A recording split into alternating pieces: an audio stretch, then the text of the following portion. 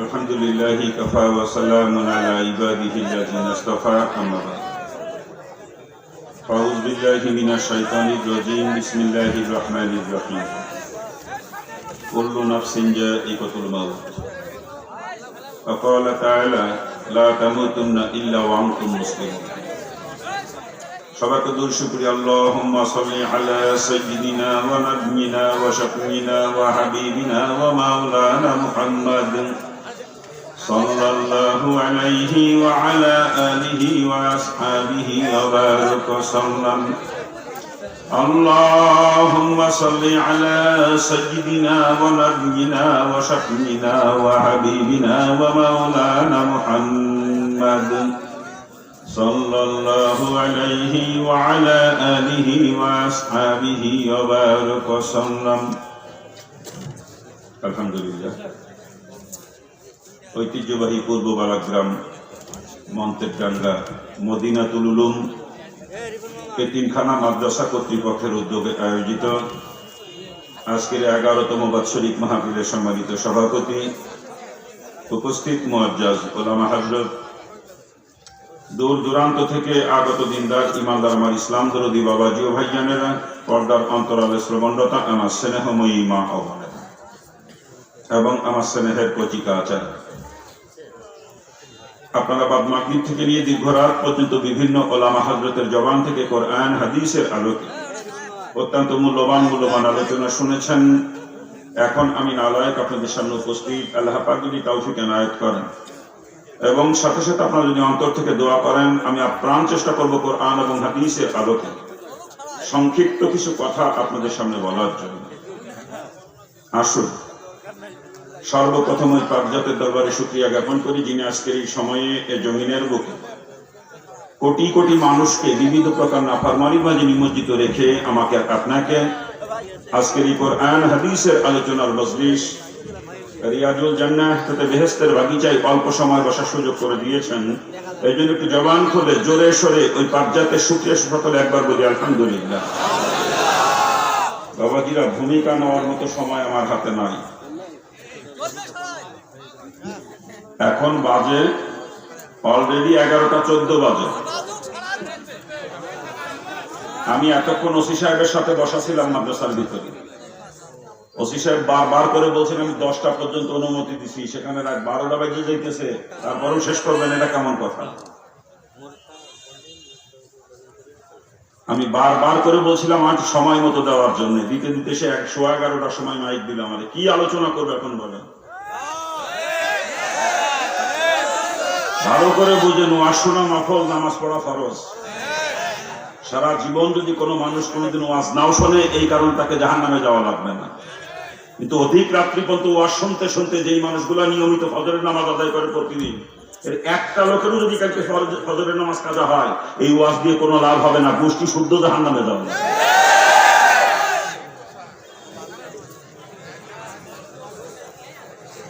অধিক রাত্রি পর্যন্ত ওয়াজ নসিহত সুন্নাতেরও খেলা। আসলে আমার তো ওয়াজ করার জন্য দাওয়াত দেয় নাই, আমার বুঝে আসে গেছে আমার দাওয়াত দেশে কিছু লোকজন জড়ো হবে, আমার নাম শুনে কালেকশন ভালো হবে, নিয়ে তুলি। আমার যদি ওয়াজ করার জন্য দাওয়াত দিত তাহলে সময় মতো স্টেজে দিত। আমার প্রধান বক্তাকে মাহফিলের যৌবন টাইমে স্টেজে দিত, এটা নিয়ম। মাহফিলের যৌবন টাইমে প্রধান বক্তাকে স্টেজে দিতে হয়, এটা নিয়ম। কিন্তু আমাদের দেশের অবস্থা, প্রধান বক্তার এমন সময় স্টেজে আনি আমরা যখন শ্রোতাদের শোনার মতো কোন স্পৃহা থাকে না। সেই ঈশান নামাজ পড়ে বসে অনেকে তলপেট খাইতে যাচ্ছে নিম্ন চাপে। তাহলে যদি আমি পাও ধরি বসে থাকতে পারবে সে? কেউ দুপুরবেলায় খানা খাইছে, রাত্রে খাই নাই, ওয়াজ শুনে বাড়িতে খানা খাবে, ওর তো পেটের ভিতরে সুস্থতা পাইতেছে, ঠিক আছে? তাহলে যতই পাও ধরি বসে থাকতে পারবে? আসলে সমস্যা একটাই, প্রধান বক্তাদেরকে আমরা ওয়াজ করার জন্য দাওয়াত দিই না, সাইনবোর্ড হিসাবে ব্যবহার করি প্রধান বক্তাদেরকে। আল্লাহ পাক আমাদেরকে হেফাজত করে। জোরে বলেন না? সংক্ষিপ্ত কিছু কথা বলবো, ভূমিকা নেব না। ভূমিকাই আধা ঘন্টার উপরে যায় প্রতিদিন আমার, কিন্তু আজকে কোনো ভূমিকা হবে না। সংক্ষিপ্ত কিছু কথা আমি কোরআনে পাকের থেকে আপনাদের সামনে তেলাওয়াত করেছি। আল্লাহ পাক ঘোষণা করেছেন কুল্লু নাফসিন যায়িকাতুল মাউত, সকলকে মৃত্যু স্বাদ গ্রহণ করা লাগবে। মরা যে লাগবে কোনো সন্দেহ আছে? কোরআনে পাকের ৬,৬৬৬ খানা আয়াত, এর ভিতরে কেউ যদি ৬,৬৬৫ খানা আয়াতকে অস্বীকার করে, এই এক টুকরা আয়াত অস্বীকার করার ক্ষমতা দুনিয়ার কারণে। কি বলেন? একজন নাস্তিকের বাচ্চা, নাস্তিক বদমাইশ, আমার আল্লাহকে আল্লাহ বলে মানে না, আমার রসুলকে নবী বলে স্বীকার করে না, দিন মানে না, ধর্ম মানে না, কোরআনে কারীম বিশ্বাস করে না, ওই নাস্তিক বদমাইশকে জিজ্ঞেস করেন মরা লাগবে কিনা, কি জবাব দিবে? কি জবাব দিবে? মরতে যে হবে এতে কোনো সন্দেহ নাই, মরা যখন লাগবেই, মৃত্যুর হাত থেকে যেহেতু কোনো নিস্তার নাই, আমার আল্লাহ ডাকবে লা তামুতুন্না ইল্লা ওয়া আনতুম মুসলিমুন, যতক্ষণ তুমি মুসলমান না হও ততক্ষণ পর্যন্ত মৃত্যুবরণ করো না। কে বললেন? কি বললেন? মুসলমান না হয়ে মরে না। কেন বললেন? জান্নাতে যাবে একমাত্র মুসলমান, আর কেউ না। আমার আল্লাহ জান্নাত তৈরি করতে শুধু মুসলমানের জন্য, আর কারো জন্য নয়। ওখানে আর কারো কোনো অধিকার নাই, ওটা শুধুমাত্র মুসলমানের সম্পদ। কি বলেন, ঠিক কিনা? জোরে বলেন। ইহা পথে কোনো ইমানদারও কিন্তু মুসলমান না হওয়া পর্যন্ত জান্নাতে যেতে পারবে না। মুসলমান না হওয়া পর্যন্ত ইমানদারের জন্য জান্নাত হারাম, শুধুমাত্র মুসলমান যাবে জান্নাতে, আর কেউ না। অনেকের মনে খটকা লাগতে পারে, হুজুর বললো কি ইমানদারের জন্য জান্নাত হারাম? হ্যাঁ বাজান, মুসলমান না হওয়া পর্যন্ত ইমানদারের জন্য জান্নাত হারাম। যে ইমানদার মুসলমান হয়ে দুনিয়া থেকে বিদায় নিবে, সে সরাসরি জান্নাতে যাবে। চিৎকার দিয়ে বলেন আলহামদুলিল্লাহ। আর যে ইমানদার মুসলমান না হয়ে দুনিয়া থেকে বিদায় নিবে, তাকে আগে জাহান্নামের আগুনে নিক্ষেপ করে জাহান্নামের আগুনে পুড়াইয়া পুড়াইয়া মুসলমান বানানো হবে, এরপরে তাকে জান্নাতে নেওয়া হবে, তার আগ পর্যন্ত না। অর্থাৎ মুসলমান না হওয়া পর্যন্ত কোন ইমানদারও জান্নাতে যাইতে পারবে না। কথা বুঝে আসছে? আর আল্লাহ পাক ইমানদারকেই মুসলমান না হয়ে মরতে নিষেধ করেছেন।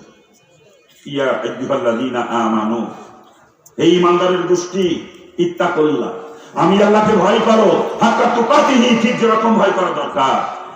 এরপরেই বলতেছেন ওয়ালা তামুতুন্না ইল্লা ওয়া আনতুম মুসলিমুন, যতক্ষণ তুমি মুসলমান না হও ততক্ষণ পর্যন্ত মৃত্যুবরণ করো না। তাহলে আল্লাহ পাক কাকে মুসলমান হয়ে মরতে নিষেধ করেছেন? ইমানদারকে।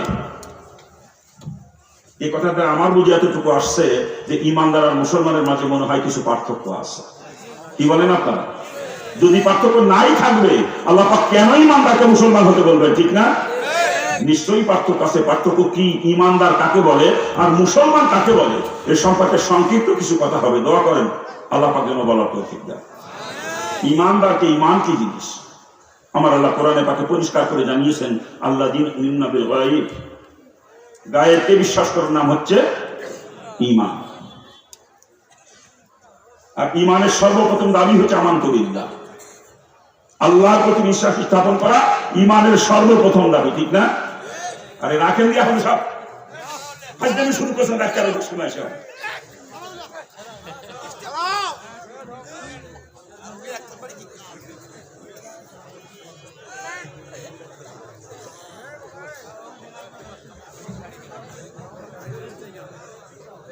যে কথা বলতেছিলাম, ঈমানের সর্বপ্রথম দাবি হচ্ছে আমানতু বিল্লাহ, আল্লাহর প্রতি বিশ্বাস স্থাপন করা। কথা ঠিক কিনা? এই আল্লাহকে কে কবার দেখছেন একটু বলেন তো? আল্লাহকে দেখছেন কেউ কোনোদিন? আল্লাহ পাক নিজেই গায়েব। আর এই গায়েবের আল্লাহকে বিশ্বাস করা ঈমানের সর্বপ্রথম দাবি। ঠিক না? আল্লাহকে বিশ্বাস করেন আপনারা? আল্লাহকে বিশ্বাস করেন? সত্যি বিশ্বাস করেন? আরে বিশ্বাস তো হরিভদল করা আল্লাহ একজন আছে। কি হরিভদ বিশ্বাস করে না? আল্লাহ কয় না, কয় ভগবান, কিন্তু বিশ্বাস করার একজন আছে। করে কিনা ধরে বলে? সাথে সাথে 33 কোটি দেবতার পূজা করে। আল্লাহর যে গুণ, আল্লাহর যে ক্ষমতা, ওইগুলো আর একজনের মধ্যে দেখে আল্লাহর সঙ্গে শরীক করে বিধায় তাদেরকে ইমানদার বলা হয় না, বলা হয় মুশরিক। ঠিক না? তা আল্লাহ একজন আছে, শুধু এইটা বিশ্বাস করার নামে ইমান না। আল্লাহ তো আসেনি, আমার আল্লাহ সর্ববাই ক্ষমতার অধিকারী, সর্বগুণে গুণান্বিত। এই কথারে কিনা 100 100 অন্তরে জায়গা দিতে হবে। হরিপদ আল্লাহকে মানে ঠিকই, রিজিকের মালিক মনে করে লক্ষ্মী, বিদ্যা বুদ্ধির মালিক মনে করে সরস্বতী, সন্তানদার মালিক মনে করে মা ষষ্ঠী। আল্লাহ একজন আছে এটা বিশ্বাস করে, কিন্তু আল্লাহর গুণ আর ক্ষমতা ভাগ করে এক একজনের মধ্যে দিয়ে দিয়েছে। এই জন্য তাদেরকে ইমানদার বলা হয় না, বলা হয় মুশরিক, ঠিক না? আজকে আমি আর আপনি ঠিক সেই কায়দার, আল্লাহকে মানি ঠিকই, রিজিকের মালিক কেউ বানাইছে জমিন দিয়ে, কেউ বানাইছে ব্যবসারে, কেউ বানাইছে চাকরি দিয়ে। হরিপদ বানাইছে লক্ষ্মীর রিজিকের মালিক, আমি বানাইছি ব্যবসারে, চাকরির, জমিন দিয়ে। ওই হরিপদের মধ্যে আমার মধ্যে কোনো পার্থক্য নাই। হরিপদ মুশরিক হয়ে থাকে, আমি আপনিও মুশরিক, কোনো সন্দেহ নেই। আমার আল্লাহ হরিপদর ভগবানের মতো না যে রিজিকের ব্যাপারে লক্ষ্মীর সাহায্য ছাড়া চলবে না। আমার আল্লাহ জমিন লাগে না, ব্যবসা লাগে না, চাকরি লাগে না, আসমান থেকে রিজিকের ফয়সালা করে না, আসমান থেকে। যত গাইবুল্লাহ জিকির অন্তর থেকে বের করে আল্লাহ পাকে জাত এবং সিফাতে রেখে 100 ভাগের 100 ভাগ অন্তরে জায়গা দেওয়া লাগবে। প্রত্যেকের দিনের ভিতরে বিশ্বাস কম বেশি এরকম আছে। আমার স্ত্রী তো মারা গিল, খালি সময় মতো হরিপদ ডাক্তারের ভাইলাম মিলে বাসে, আছে না এরকম বিশ্বাস? আমার মেয়ের অবস্থা তো খারাপ হয়ে গেছিল, খালি সময় মতো রংপুর মেডিকেল কলেজ হাসপাতালে নিলাম মিলেই বাঁচিয়েছে, আছে না বিশ্বাস এরকম? হায়াতের মালিক কে? হায়াতের মালিক কে? মুখে কই আল্লাহ, অন্তরের মধ্যে ডাক্তার, ঠিক আছে? ও ভাইজান, আমার আল্লাহ সুস্থ করার জন্য ডাক্তারের মুখাপেক্ষী না, ঔষধের মুখাপেক্ষী না। ঔষধ খাবো সুন্নাত হিসাবে, ডাক্তার দেখাবো সুন্নাত হিসাবে, কিন্তু কসম খোদা ডাক্তার সুস্থ করতে পারে না, ঔষধে সুস্থ করতে পারে না, সুস্থ করার মালিক আমার মাওলা। কি বলেন? যারা বলেন জমিন থেকে রিজিক আসে না, কৃষি কাজ করবো সুন্নাত হিসাবে। ব্যবসা থেকে রিজিক আসে না, ব্যবসা করবো সুন্নাত হিসাবে। চাকরি থেকে রিজিক আসে না, চাকরি করবো সুন্নাত হিসাবে। রিজিক দেয় আমার মাওলা। হাতি কিসের ব্যবসা করে? হাতি কিসের ব্যবসা করে? কত বিঘা জমিতে কলা গাছ লাগাইছে হাতি? কোন অফিসে চাকরি করে বলেন? হাতিরে খাওয়াই কে? হাতিরে খাওয়াই কে? জমিন ছাড়া, ব্যবসা ছাড়া, চাকরি ছাড়া হাতিরে আমরা খাওয়াইতে পারে? সমুদ্রে এমন এমন প্রাণী যার এক একটা প্রাণী প্রতিদিন টনকে টন খাবার খায়। ওদের কয় বিঘে জমি তিনি ধান হয়? হ্যাঁ, ওরা কিসের ব্যবসা করে বলেন? কোন অফিসে চাকরি করে ওরা বলেন না একটু? ওদেরকে খাওয়াই কে? ওদেরকে খাওয়াই কে? বাজান, বড় মুসিবত সামনে, বড় মুসিবত। যাত্রা পরিমাণ শিরিক যদি অন্তরে থাকে, আর এই অবস্থা যদি আমি মারা যাই, আমি জাহান্নামী, আমি জাহান্নামী, আমি জাহান্নামী। আমার আল্লাহ সব গুনাহ মাফ করবে, শিরিক কখনো মাফ করবে না। শিরিক মুক্ত ঈমান নিয়ে মাহমুদের দরবারে হাজির হওয়া লাগবে। আজকে অন্তরে শিরিক ভরপুর, দুনিয়ার গায়লা দেখিন, আসবাবে দেখিন আজকে অন্তরের মধ্যে। ডাক্তার যদি সুস্থ করতে পারত, একই রোগের রোগী দুইজন একই ডাক্তারের চিকিৎসা নিচ্ছে, একই ঔষধ খাইতেছে, একজন ওষুধকে সুস্থ হলো আর একজন মারা গেল। কি কথা ঠিক না? ডাক্তারের যদি ক্ষমতা থাকবে দুইজনই সুস্থ হবে, না হলে দুইজনই মারা যাবে। ঔষধের ক্ষমতা থাকলে দুইজনই সুস্থ হবে, আর না হলে দুইজনই মারা যাবে, ঠিক কিনা? হ্যাঁ, ডাক্তার দেখাবো সুন্নাত হিসাবে, ঔষধ খাবো সুন্নাত হিসাবে, কিন্তু সুস্থ করে কে? সুস্থ করে কে? কসম খোদা, ডাক্তার সুস্থ করতে পারে না, ঔষধে সুস্থ করতে পারে না, সুস্থ করার মালিক আমার মাওলা। যত গাইবুল্লাহ দেখিন অন্তরের মধ্যে নিয়ে বসে আছেন বাজান, শিরকের বাসা অন্তরের মধ্যে, এই অবস্থা মারা গেলে কোনো নিস্তার নাই। আল্লাহ পাক সব গুনাহ মাফ করবে, শিরক মাফ করবে না। সমস্ত গাইবুল্লাহ দেখিন অন্তর থেকে বের করে আল্লাহ পাকের জাত এবং সিফাতে রেখিন 100 ভাগের 100 ভাগ অন্তরে জায়গা দেন। এর নাম হচ্ছে ঈমান। এর নাম কি? বিস্তারিত আলোচনা করার সময় নাই। আবার শুধু আল্লাহ সম্পর্কে বিশ্বাস করা ঈমানের শেষ কথা নয়। গায়েবের যত খবর নবী রাসূলুল্লাহ নিয়ে আসছে, সমস্ত খবরকে 100 ভাগের 100 ভাগ বিশ্বাস করা লাগবে, ঠিক কিনা? যারা বলেন ফেরেশতাদেরকে দেখছেন কেউ কোনোদিন? দেখছেন কেউ কোনোদিন? বিশ্বাস করেন? মুখে মুখে, অন্তরে নাই। অন্তরে যদি বিশ্বাস করা যায়, হয়তো ফেরেশতাদের বিশ্বাস।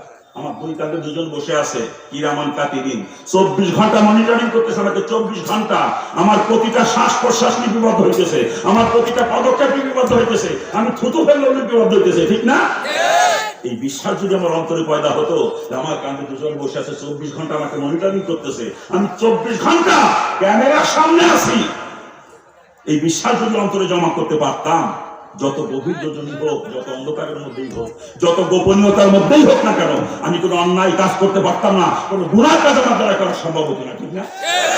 বলে মুখে স্বীকার করে অন্তরে জায়গা দিতে পারি নাই, অন্তরে বিশ্বাস পয়দা হয় নাই। অন্তরে যদি বিশ্বাস পয়দা হতো, কসম খোদার আমি সোনার মানুষ হয়ে যাইতাম, আমার জিন্দেগি রোগ পাইতে যেত সম্পূর্ণ। যেগুলো করতেছি করতে পারতাম না, ঠিক কিনা?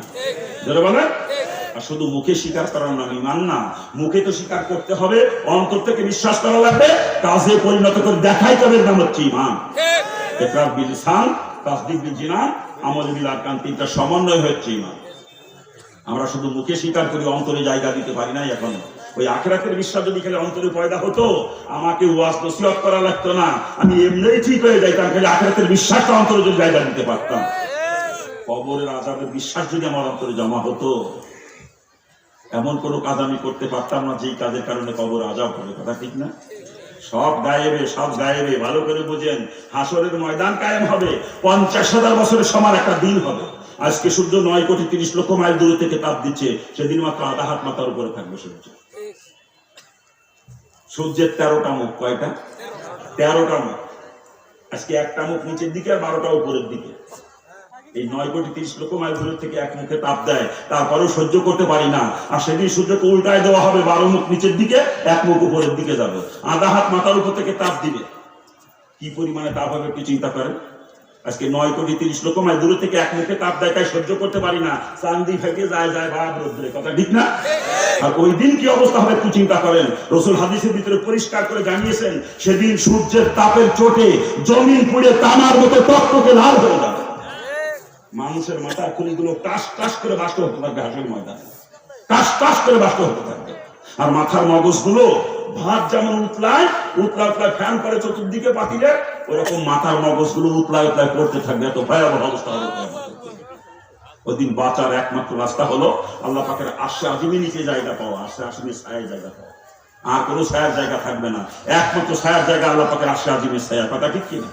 যারা বলে ওই আযাব থেকে বাঁচার একমাত্র রাস্তাই হলো আরশে আজিমের ছায়ার জায়গা পাওয়া। এগুলো বিশ্বাস করেন? বিশ্বাস করেন? এগুলো মুখে বিশ্বাস করেন, অন্তরে বিশ্বাস নাই। অন্তরে যদি বিশ্বাস পয়দা হতো যে ওই আযাবের ভিতরে দাঁড়িয়ে দাঁড়িয়ে 50,000 বছর জীবনের হিসাব দেওয়া লাগবে, এই বিশ্বাস যদি খালি অন্তরে পয়দা হতো, যে 7 শ্রেণীর মানুষ আরশে আজিমের ছায়ার জায়গা পাবে, আমি 7 শ্রেণীর ভিতরে 1 শ্রেণী হয়ে যেতাম। কি বলেন? ঠিক না? এরপরে ব্রিজ পার হবে, ব্রিজ। যে ব্রিজের বিবরণ রাসূল হাদিসের ভিতরে দিয়েছেন, একজন মানুষ যদি একাধারে 30,000 বছর চলতে থাকে, যত দূরে যাইতে পারবে তার থেকে লম্বা হবে ব্রিজটা। চুলের থেকেও চিকুন হবে, খুরের থেকেও ধার হবে। ব্রিজের পাশে কোনো ধরনই দেওয়া নাই যে ধরে ধরে পার হবে, এরকম কোনো ব্যবস্থা নাই। আবার জায়গাটা বিবরণ রাসূল হাদিসের ভিতরে দিয়েছেন, জায়গাটা হবে অমাবস্যা রাত্রির থেকে বেশি অন্ধকারাচ্ছন্ন। একটু চিন্তা করেন তো বিষয়টা। চুলের থেকেও চিকুন, খুরের থেকেও ধার যে ব্রিজ, ও ব্রিজের পাশে কোনো ধরনই দেওয়া নাই যে ধরে পার হবে, এরকম কোনো ব্যবস্থা নাই। জায়গাটা নিকষ কালো অন্ধকার, অমাবস্যা রাত্রি থেকে বেশি অন্ধকার রাসূল বলছেন। ওই অন্ধকারের মধ্যে চুলের থেকেও চিকন, খুরের থেকেও তার ওই ব্রিজ পার হওয়া লাগবে। ব্রিজের ওপারে জান্নাত, জান্নাতে যাইতে হলে ওই ব্রিজ পার হওয়া লাগবে। আর ব্রিজের নিচে হলো জাহান্নাম। ব্রিজ যে পার হতে পারবে না সে জাহান্নামী হয়ে যাবে, আর যে ব্রিজ পারে ওপারে পৌঁছাবে সে জান্নাতি হবে। কথা ঠিক না? যারা বলেন বলেন তো, ওই ব্রিজ কি কেউ নিজের ইচ্ছা পার হতে পারবে? চুলের থেকেও চিকন, খুরের থেকেও ধার ব্রিজ নিজের ইচ্ছাকে পার হতে পারবে? আল্লাহ পাক যাকে কুদরতের সাহায্যে পার করবে, সেই ব্রিজ পার হয়ে জান্নাতে যাবে। আর যাকে আল্লাহ পাক কুদরতের সাহায্যে পার করবে না, সে জাহান্নামী হয়ে যাবে। ঠিক না? যারা বলে আল্লাহ পাক কাকে পার করবে ওই ব্রিজ কুদরতের সাহায্যে, রাসূল হাদিসের মধ্যে তাও জানাই দিয়েছেন, যে ব্যক্তি 5 ওয়াক্ত নামাজ সময় মতো গুরুত্ব সহকারে আদায় করবে, আল্লাহ পাক তাকে বিজলির আকারে ব্রিজ পার করে দিবে। বিজলির আকারে। বিজলি যখন আকাশের এক কোণায় চমকায়, মুহূর্তের মধ্যে আরেক কোণায় যে শেষ আর দেখা যায় না। ওই ব্যক্তি যে 5 ওয়াক্ত নামাজ সময় মতো গুরুত্ব সহকারে আদায় করবে, ওই ব্রিজের কিনারায় গিয়ে দাঁড়াবে, মুহূর্তের মধ্যে আল্লাহ পাক তাকে কুদরতের সাহায্যে পারে নিয়ে পৌঁছে দিবে, সে জান্নাতি হয়ে যাবে। ওই ব্রিজ পার হওয়ার একমাত্র হাতিয়ার 5 ওয়াক্ত নামাজ, আর কোনো হাতিয়ার নাই। কথা ঠিক কিনা? যারা বলেন ঠিক কিনা? ওই ব্রিজ কি সামনে না পিছনে? আমাদের সামনে না পিছনে ব্রিজ? সামনে না পিছনে? হ্যাঁ, ওই ব্রিজ পার হওয়ার একমাত্র হাতিয়ার 5 ওয়াক্ত নামাজ। 5 ওয়াক্ত নামাজ, অন্য কোনো রাস্তা নেই ব্রিজ পার হওয়ার। যে ব্যক্তি 5 ওয়াক্ত নামাজ সময় মতো গুরুত্ব সহকারে আদায় করবে, রাসূল বলেছেন আল্লাহ পাক তাকে কুদরতের সাহায্যে ব্রিজ পার করে বিজলির আকারে পার করে দিবে। এই বিশ্বাস যদি খালি অন্তরে জমা হইতো, আমি জীবনে নামাজ কাজা করতে পারতাম? আমি জীবনে নামাজ কাজা করতে পারতাম? আফসোস, আফসোস, আফসোস। আজকে অধিকাংশ মুসলমান নামাজই পড়ে না। ও ব্রিজ মনে ওদের সামনে নাই, পিছনে ফেলাই আছে নাকি? আফসোস। ওই ব্রিজ যার সামনে, 5 ওয়াক্ত নামাজ ছাড়া ব্রিজ পার হওয়া যাবে না, এই বিশ্বাস যদি কারো অন্তরে পয়দা হয়, সে জীবনে নামাজ কাজা করতে পারে না। কথা ঠিক কিনা? জোরে বলেন। কিন্তু আজকে অধিকাংশ মুসলমান নামাজ পড়ে না, অধিকাংশ মুসলমান নামাজ পড়ে না। আজকে অধিকাংশ পড়ে না তাই বলি করে, অধিকাংশ পড়ে সপ্তাহে 1 ওয়াক্ত নাকি? অধিকাংশ মুসলমান সপ্তাহে 1 ওয়াক্ত নামাজ পড়ে। জুম্মার দিন, জুম্মার সময় দেখবেন মসজিদে জায়গা হয় না, মসজিদের সামনে দিয়ে চট বিছিয়ে দিয়া হয়, কি ঠিক না? ধরে বলো। আর এমনি ওয়াক্ত নামাজ একটু খোঁজ নেন দি, এক কাতারও পড়ে না, ওয়াক্তে নামাজে এক কাতারও পড়ে না। আর জুম্মার দিন মসজিদে জায়গা হয় না, সামনে দিয়ে চট বিছিয়ে দেওয়া লাগবে, কথা ঠিক কিনা? ধরে বলো। অধিকাংশ মুসলমান সপ্তাহে নামাজ পড়ে এক ওয়াক্ত। আশ্চর্য লাগে আমার কাছে, আশ্চর্য লাগে। আরে সপ্তাহে এক ওয়াক্ত নামাজ তো খ্রিস্টানদের জন্য, আর যে মুসলমান তার জন্য প্রতিদিন 5 ওয়াক্ত নামাজ। মুসলমানের জন্য প্রতিদিন 5 ওয়াক্ত নামাজ, খ্রিস্টানদের সপ্তাহে এক ওয়াক্ত। অল্প একটু পার্থক্য আছে, খ্রিস্টানরা পড়ে রবিবার। কি বারে পড়ে? রবিবারে। আর আমার নব খ্রিস্টানরা পড়ে শুক্রবার। একে টাইটেল দিচ্ছে আমি নব খ্রিস্টান, কি ঠিক আছে না? আমার নব মুসলিম কয়, কয় না? আমি বলে নব মুসলিম, অর্থাৎ মুসলমানের ঘরে হিন্দু ঘরে জন্মেছিলাম তো আজকে 5 ওয়াক্ত নামাজ পড়ে দিলে আমি নব মুসলিম হয়েছি। আর তুই জন্ম নিয়েছ মুসলমানের ঘরে, সপ্তাহে নামাজ পড়ে এক ওয়াক্ত, তোর টাইটেল দিয়ে গেলাম আজকে আমি নব খ্রিস্টান। আমি হিন্দুর ঘরে জন্মায় প্রতিদিন 5 ওয়াক্ত নামাজ পড়ে যদি নব মুসলিম হয়, তুই মুসলমানের ঘরে জন্মে সপ্তাহে নামাজ পড়ে এক ওয়াক্ত, তুই হলি নব খ্রিস্টান। এই সপ্তাহে এক ওয়াক্ত নামাজের ঘুষি সব জাহান্নামী, চিৎকার দিয়ে বলে নাউজুবিল্লাহ। এরা জান্নাতে গেলে রসুল মিথ্যাবাদী হয়ে যাবে, রসুলের হাদিস মিথ্যা হয়ে যাবে। রসুলের পরিষ্কার হাদিস দুনিয়াতে যার সাথে যার মিল থাকবে, কিয়ামতে তার সঙ্গে তার হাসর হবে। সপ্তাহে এক ওয়াক্ত নামাজ যারা পড়ে, এদের মিল দুনিয়াতে কাদের সাথে? এদের মিল দুনিয়াতে কাদের সাথে? খ্রিস্টানদের সাথে। খ্রিস্টানরা কিয়ামতে যেই কাতারে দাঁড়াবে, সপ্তাহে এক ওয়াক্ত নামাজের গোষ্ঠী একই কাতারে দাঁড়াবে। আর খ্রিস্টানরা কোথায় যাবে? এই খ্রিস্টানরা কোথায় যাবে? অর্থাৎ সপ্তাহে এক ওয়াক্ত নামাজের গোষ্ঠী খ্রিস্টানদের সাথে এক কাতারে জাহান্নামে যাবে, এক কাতার। এটা আমার বাপের ঘরের কথা না, রসুলের হাদিস, রসুলের হাদিস। এই সপ্তাহে এক ওয়াক্ত নামাজের গোষ্ঠী জান্নাতে যায়, আমার রসুল মিথ্যাবাদী হয়ে যায়, রসুলের হাদিস মিথ্যা হয়ে যায়। আর কসম খোদা, আমার রসুল কখনো মিথ্যাবাদী হবে না, রসুলের কোনো হাদিস কখনো মিথ্যা হবে না। অর্থাৎ সপ্তাহে এক ওয়াক্ত নামাজের গোষ্ঠী কোনোদিনও জান্নাতে যাবে না। এরা জান্নাতে গেলে রসুল মিথ্যাবাদী হয়ে যাবে, রসুলের হাদিস মিথ্যা হয়ে যাবে। মুসলমান নামাজ পড়ে সপ্তাহে এক ওয়াক্ত, কল্পনা করা যায়? আফসোস, আফসোস, আফসোস।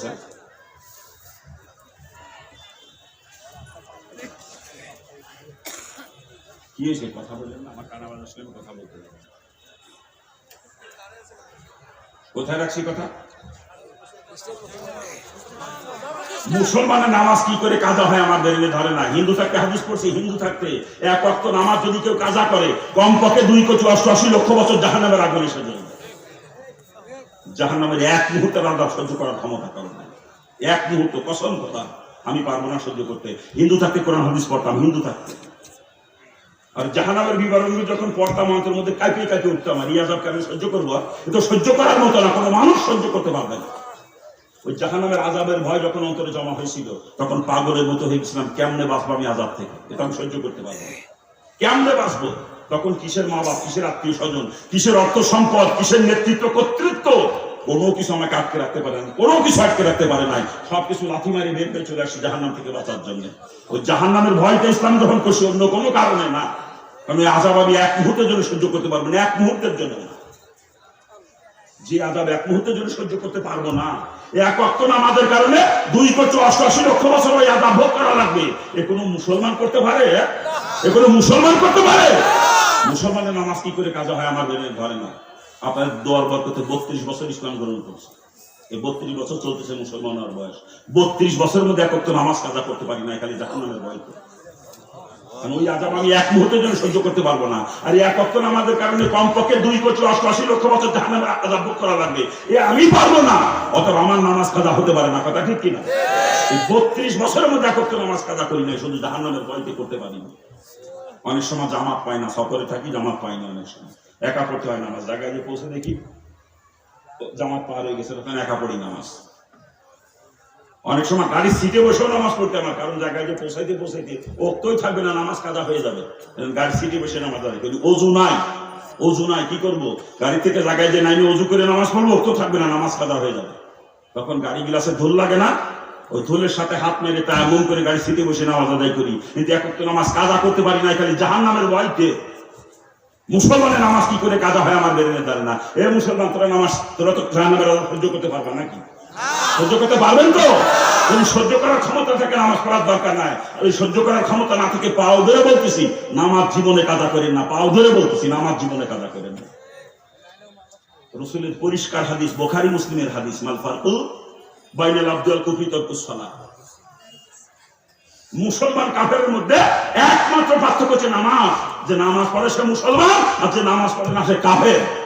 বুখারী মুসলিমের হাদিস, আমার বাপের ঘরের কথা না। অন্য হাদিসের মধ্যে রাসূল বয়ান করেছেন, নামাজ যে পড়ে না ইসলামে তার কোনো অংশ নাই। নামাজ যে পড়ে না ইসলামে তার কোনো অংশ নাই, সে ইসলাম থেকে খারিজ হয়ে যায়। আজকে মুসলমানের অবস্থা কি চিন্তা করেন? হ্যাঁ, আল্লাহ পাক আমাদেরকে হেফাজত করুন। জোরে কর না বাবাজান। নামাজ যে পড়ি নাই জীবনে, এটা আল্লাহ পাকের হক নষ্ট করছি। আল্লাহ পাকের হক করলাম, কথা ঠিক না? যদি মাপ চাওয়ার মতো চাইতে পারি অবশ্যই আল্লাহ তাআলা মাফ করবেন, কোনো সন্দেহ নেই। আল্লাহ আশার বাণী শুনেছেন কোরআনে পাকে, লা তাকনাতু মির রাহমাতিল্লাহ, বান্দা আমার রহমত থেকে লইয়া আসিস না। এতদিন নামাজ পড়িস নাই, তুই তওবা করে নামাজি হয়ে যা, তোর অতীতের গুনাহ মাফ করে আমি তোকে আমার রহমতের কোলে তুলে দেব। আমরা পারি না তওবা করতে? এতদিন নামাজ পড়ি নাই, নিজের উপরে জুলুম করেছি, নিজের উপরে। আল্লাহর কাছে চোখের পানি ফেলে কাঁদেন যে আল্লাহ নামাজ না পড়ে বড় অন্যায় করছি, তুমি মাফ করো। একটু চোখের পানি ফেলে কাঁদেন। আর নামাজ জীবনে কাজা করেন না, আর জীবনে নামাজ কাজা করেন না। আর সময় সুযোগ পাইলে অতীতের কাজা নামাজগুলো আদায় করে দেন, আল্লাহ পাক অবশ্যই মাফ করবে। এটা আল্লাহর হক, মাফ চাইলে অবশ্যই আল্লাহ মাফ করবে। কিন্তু বান্দা বান্দির হক যদি নষ্ট করেন, যেটাকে হকুল ইবাদ বলে, এটা কিন্তু আল্লাহর কাছে মাফ চাইলে আল্লাহ মাফ করবে না। যে বান্দা বান্দির হক নষ্ট করছেন সে যদি মাফ না করে, আল্লাহ তা মাফ করবে না। কিন্তু আল্লাহর হক যে নষ্ট করছি, এটা আল্লাহর কাছে মাফ চাইলে অবশ্যই আল্লাহ মাফ করবে, কথা ঠিক কিনা? আমরা তওবা করতে পারি না, নিয়ত করতে পারি না যে আমি একজন মুসলমান, জীবনে নামাজ কাজা করবো না। নিয়ত করা যায়? নিয়ত করা যায়? আমি মুসলমান, আমার নামাজ জীবনে কাজা হবে না, নিয়ত করা যায়? কারা কারা নিয়ত করবেন হাত তোলেন তো আমি দেখি। আমি একজন মুসলমান, আমি জীবনে নামাজ আর কাজা করবো না। কারা হাত তোলেন? কারা হাত তোলেন? আল্লাহ পাক সকলকে কবুল করুক। জোরে বলেন আমিন। আরে জোরে বলেন না আমিন। বাবাজান, যে কথা বলতেছিলাম, ওই ব্রিজ পার হওয়ার একমাত্র হাতিয়ার হলো 5 ওয়াক্ত নামাজ, ঠিক কিনা? যারা বলেন ঠিক কিনা? ও ব্রিজ আমার আপনার প্রত্যেকের সামনে। ও ব্রিজ তো পার হয়েছেন কিনা, কতবার পার হয়েছেন নাকি কোনোদিন? দেখছেন তো কোনোদিন? নাম শুনছেন? নাম জানো কি? ফুলসিরাত। ব্রিজের উপরে জান্নাত আর ব্রিজ হলো জাহান্নাম। ওই জান্নাতের নাজার নিয়ামত, জান্নাতের শান্তি, জাহান্নামের আযাব আর গজব শাস্তি, এই কেউ দেখি নাই, সব গায়েবে, সব গায়েবে। কিন্তু গায়েবের যত খবর নবী রাসূলরা নিয়ে আসছে, এই খবরকে 100 ভাগের 100 ভাগ বিশ্বাস করা লাগবে। গায়েবের সম্পর্কে যত খবর নবী রাসূলরা নিয়ে আসছে, এই সম্পর্কে যার পরিমাণ সন্দেহ যদি কারো অন্তরে থাকে, আপনি বেঈমান, আপনি বেঈমান, আপনি বেঈমান। যার পরিমাণ সন্দেহ থাকে আপনার ঈমান নাই, আপনি বেঈমান। 100 ভাগের 100 ভাগ বিশ্বাস করা লাগবে। যারা এই গায়েবের যত খবর নবী রাসূলুল্লাহ নিয়ে আসছে, এই খবরগুলোকে বিশ্বাস করে, তারাই হলো ঈমানদার। আর ঈমানদারদেরকে ডাক দেওয়া হচ্ছে মুসলমান না হয়ে বলে না। তাহলে মুসলমান কারে, তা বোঝা দরকার না? কি বোঝা দরকার না? ও বাজান, বাপের নাম আব্দুর রহিম, আমার নাম আব্দুল খালেক, অর্থাৎ মুসলমানের ঘরে জন্মেছি বলে আমি মুসলমান হয়ে গেছি, এরকম না। তাই যদি হওয়া যায়, তার জন্য বাপ ডাক্তার, পোলা মেডিকেল কলেজের বারান্দায় যায় নাই কোনোদিন, সেও দাবি করতে পারতো আমার বাপ ডাক্তার, আমিও ডাক্তার। এরকম দাবি যদি কেউ করে, মানবে তার দাবি? একজনের বাপ উকিল, পোলা ল কলেজের বারান্দা দিয়ে চলাফেরা করে নাই কোনোদিন, সেও দাবি করতে পারতাম বাপ উকিল, আমিও উকিল। এরকম দাবি করে মানা যাবে তার দাবি? ডাক্তারের পোলাকে তখনই ডাক্তার হিসেবে মানবো যখন সে নিজে মেডিকেল সায়েন্সে করে লেখাপড়া করবে, ডাক্তার বিদ্যা অর্জন করবে, ঠিক কিনা? উকিলের পোলাকে তখনই উকিল হিসাবে আমরা গ্রহণ করবো যখন সে নিজে এলএলবি কমপ্লিট করবে, ল পাস করবে, উকিলাতি বিদ্যা অর্জন করবে, ঠিক কিনা? ঠিক তদ্রুপ মুসলমানের ঘরে জন্ম নিয়েই মুসলমান হিসাবে দাবি করা চলবে না। মুসলমান হিসাবে দাবি করতে গেলে মুসলমান তো অর্জন করা লাগবে, ঠিক কিনা? জন্মসূত্রে ধর্ম পাওয়া যায় না, জন্মসূত্রে ধর্ম পাওয়া যায় না।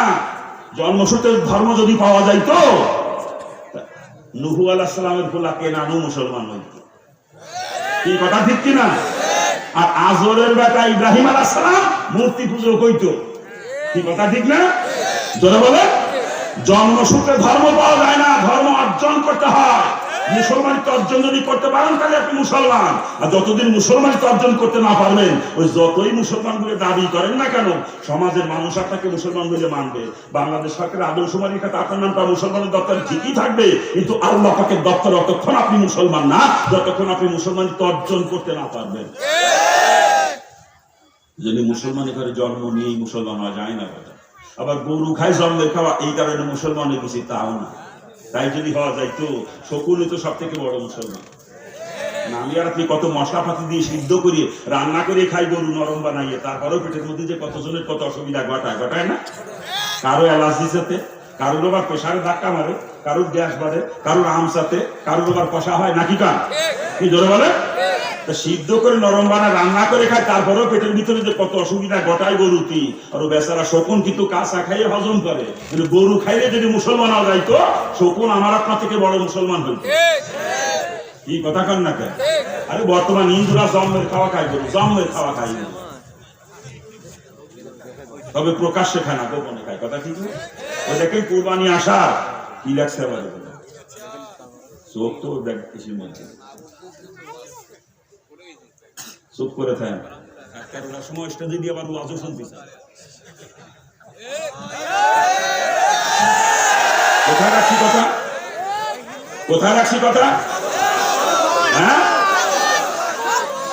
বলতেছিলাম কুরবানি আসার সপ্তাহখানিক আগেই দেখবেন বন্ধু বান্ধবের দাওয়াত দেয় কুরবানিতে যাওয়ানে, কিন্তু রাতে একটু গভীরে যাবেন যাতে কেউ না দেখে। কি কথা ঠিক না? আপনার বাড়ি কুরবানির দিন একজন মুসলমান আইসে, তারে কুরবানির গোশত দিয়ে খাতি দিয়েছেন, 2 পিস গোশত দিয়েছেন, ফিরে আর আপনি দিতে গেলে কেন আর পাতিস না, দিস না, দিস না। কিন্তু হিন্দুর সামনে দিয়ে দেখেন 1.5 কেজি 2 কেজি সেটি দেয় এক জন্মের খাওয়া খাই গরু। কথা ঠিক না? তো গরু খাইলে যদি মুসলমান, তাহলে তো গরু সবই মুসলমান। কি কথা কান না কেন? আবার সেনুর মাথা কাটছি বলে আমি মুসলমান হয়ে গেছি, এরকম সেনুর মাথা কাটা বোঝে না তারা। আরবিতে বলে সুন্নাতে খতনা, বাংলায় কয় মুসলমানি। আপনার দেশে কি কয়?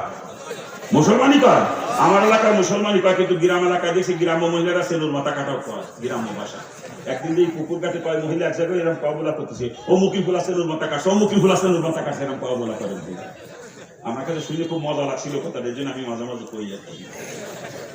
বর্তমানে ডাক্তাররা পরীক্ষা নিরীক্ষা করে পাইছে পুরুষের শরীরে এমন কিছু রোগের সৃষ্টি হচ্ছে বর্তমানে, যার একমাত্র ট্রিটমেন্ট হলো খাতনা, এর বিকল্প আর কোনো চিকিৎসা নাই। আর এই জন্য বর্তমান ডাক্তারের পরামর্শ মোতাবেক অনেক হিন্দু বৌদ্ধ খ্রিস্টানরাও খতনা করাইতেছে রোগের থেকে মুক্ত হওয়ার জন্য। কি কথা ঠিক না? খতনা করাইলে যদি মুসলমান, তাহলে ওগুলো সবই মুসলমান। কথা ঠিক না? ভালো করে বুঝেন, মুসলমানি করে জন্ম নিয়েই মুসলমান হওয়া যায় না, গরু খাইলেই মুসলমান হওয়া যায় না, সেনুর মাথা কাটলে অর্থাৎ খতনা করাইলেই মুসলমান হওয়া যায় না। মুসলমানের সাইজ একটু আলাদা। মুসলমান কারে কেউ বোঝা দরকার না, বোঝা দরকার না। মুসলমান বানায় ফিরে যেতাম আপনাকে, কিন্তু সময় দিল না কর্তৃপক্ষ। মুসলমান বানায় ফিরে যেতাম আপনাকে।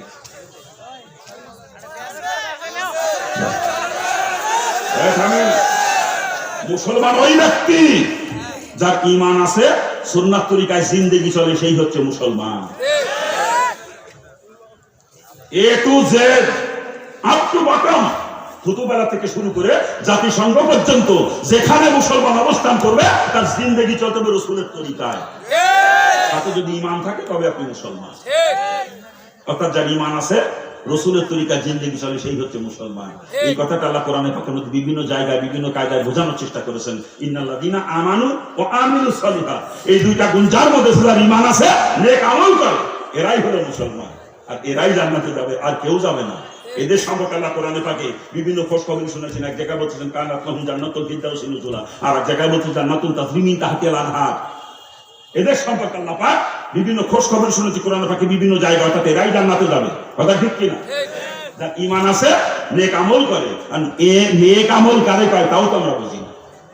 মনে করি নামাজ পড়া, রোজা রাখা, হজ করা, যাকাত দেওয়া, দান সদকা করা, কোরআন তেলাওয়াত করা, জিকির আজকার করা, এগুলা নেক আমল, এরকম ধারণা আমাদের আছে, ঠিক না? আর এখানে এগুলা নেক আমল না, এগুলা বদ আমলও হয়। আবার নামাজ যতক্ষণ রাসূলের তরিকায় হয় ততক্ষণ নেক আমল, রাসূলের তরিকার খেলাফ হলে কি হয়? নাফরমানি। কথা ঠিক না? রোজা রাসূলের তরিকায় হলে নেক আমল, রাসূলের তরিকায় খেলাফ হলে রোজাও নাফরমানি। পক্ষান্তরে পায়খানা পেশাব রাসূলের তরিকায় হলে নেক আমল। অর্থাৎ যেই কাজের মধ্যে রাসূলের তরিকা আছে, ওটা রাসূলের তরিকায় করলে নেক আমল হয়, আর রাসূলের তরিকার খেলাফ হলে ওটাই আল্লাহ পাকের নাফরমানি। কি কথা ঠিক কি? জোরে বলেন। আর যে কাজের মধ্যে রাসূলের তরিকা না, রাসূল যেটা কোনোদিন করেন না বা করতে বলেন নাই, ওইটাকে কোনোদিনও নেক আমল বানানো যাবে না। ওটা হলো ডাইরেক্ট নাফরমানি, মুসলমানটার কাছেও কখনো যাইতে পারে না। ঠিক কি? জোরে বলেন ঠিক কি না? এক কথায়, যার ঈমান আছে, সর্বসেক্টরে রাসূলের তরিকা ইখতিয়ার করে চলে, সেই হচ্ছে মুসলমান। আর এমন কোন সেক্টর একজন মানুষের জিন্দেগিতে নাই যেই সেক্টরের মধ্যে রাসূলের তরিকা নাই। কথা ঠিক কিনা? জোরে বলেন ঠিক কিনা? আপনারা বলেন, খানা খাওয়ার মধ্যে কি রাসূলের তরিকা আছে? পায়খানা প্রসাবের মধ্যে আছে? আছে? হ্যাঁ, ঘুমানোর মধ্যে, পোশাক পরিচ্ছদের মধ্যে আছে, হাতে পায়ের নখ কাটার মধ্যে, গোবদাড়ি কাটা ছাটার মধ্যে, মাথার চুল কাটা ছাটার মধ্যে আছে রসুলের তরিকা? বগলের নিচের পশম, নাভি নিচের পশম পরিষ্কার করার মধ্যে, দাঁত মাজার মধ্যে, কান পরিষ্কার করার মধ্যে এমন কোন সেক্টর একজন মানুষের জিন্দগিতে নাই যে সেক্টরের মধ্যে রসুলের তরিকা নাই। কথা ঠিক কিনা? বলেন ঠিক কিনা? ব্যবসা বাণিজ্যের মধ্যে কি আছে রসুলের তরিকা? চাকরির মধ্যে, কৃষিকাজের মধ্যে, বিবাহ শাদীর মধ্যে, স্ত্রীর সঙ্গে মিলামিশার মধ্যে, সন্তান লালন পালনের মধ্যে, আত্মীয় সঙ্গে আচরণের মধ্যে, প্রতিবেশীর সঙ্গে আচরণের মধ্যে, বিধর্মীদের সঙ্গে আচরণের মধ্যে এমন কোন সেক্টর একজন মানুষের জিন্দগিতে নাই যেই সেক্টরের মধ্যে রসুলের তরিকা নাই। কথা ঠিক কিনা? যার ঈমান আছে সর্বসেক্টরে রসুলের তরিকা ইখতিয়ার করে চলে সেই হচ্ছে মুসলমান। আমি ছোটবেলায় দেখতাম অনেক হিন্দু সাধু সন্ন্যাসী আমাদের বাড়িতে আসতেন, অনেক হিন্দু সাধু সন্ন্যাসী। তারা যে সমস্ত কাজ কাম করতেন, আমি পরবর্তীতে মুসলমান হওয়ার পরে যখন সুন্নাতের গবেষণা শুরু করছি, একটা সুন্নাতের গবেষণা করছি, আর আমার সামনে সাধুদের ওই সন্ন্যাসীদের চেহারাগুলো ভেসে উঠতো। এই কাজটা তো ওরা করতে এইভাবে দেখতাম, ওরা তো এই কাজ এখানে কথা বলে না।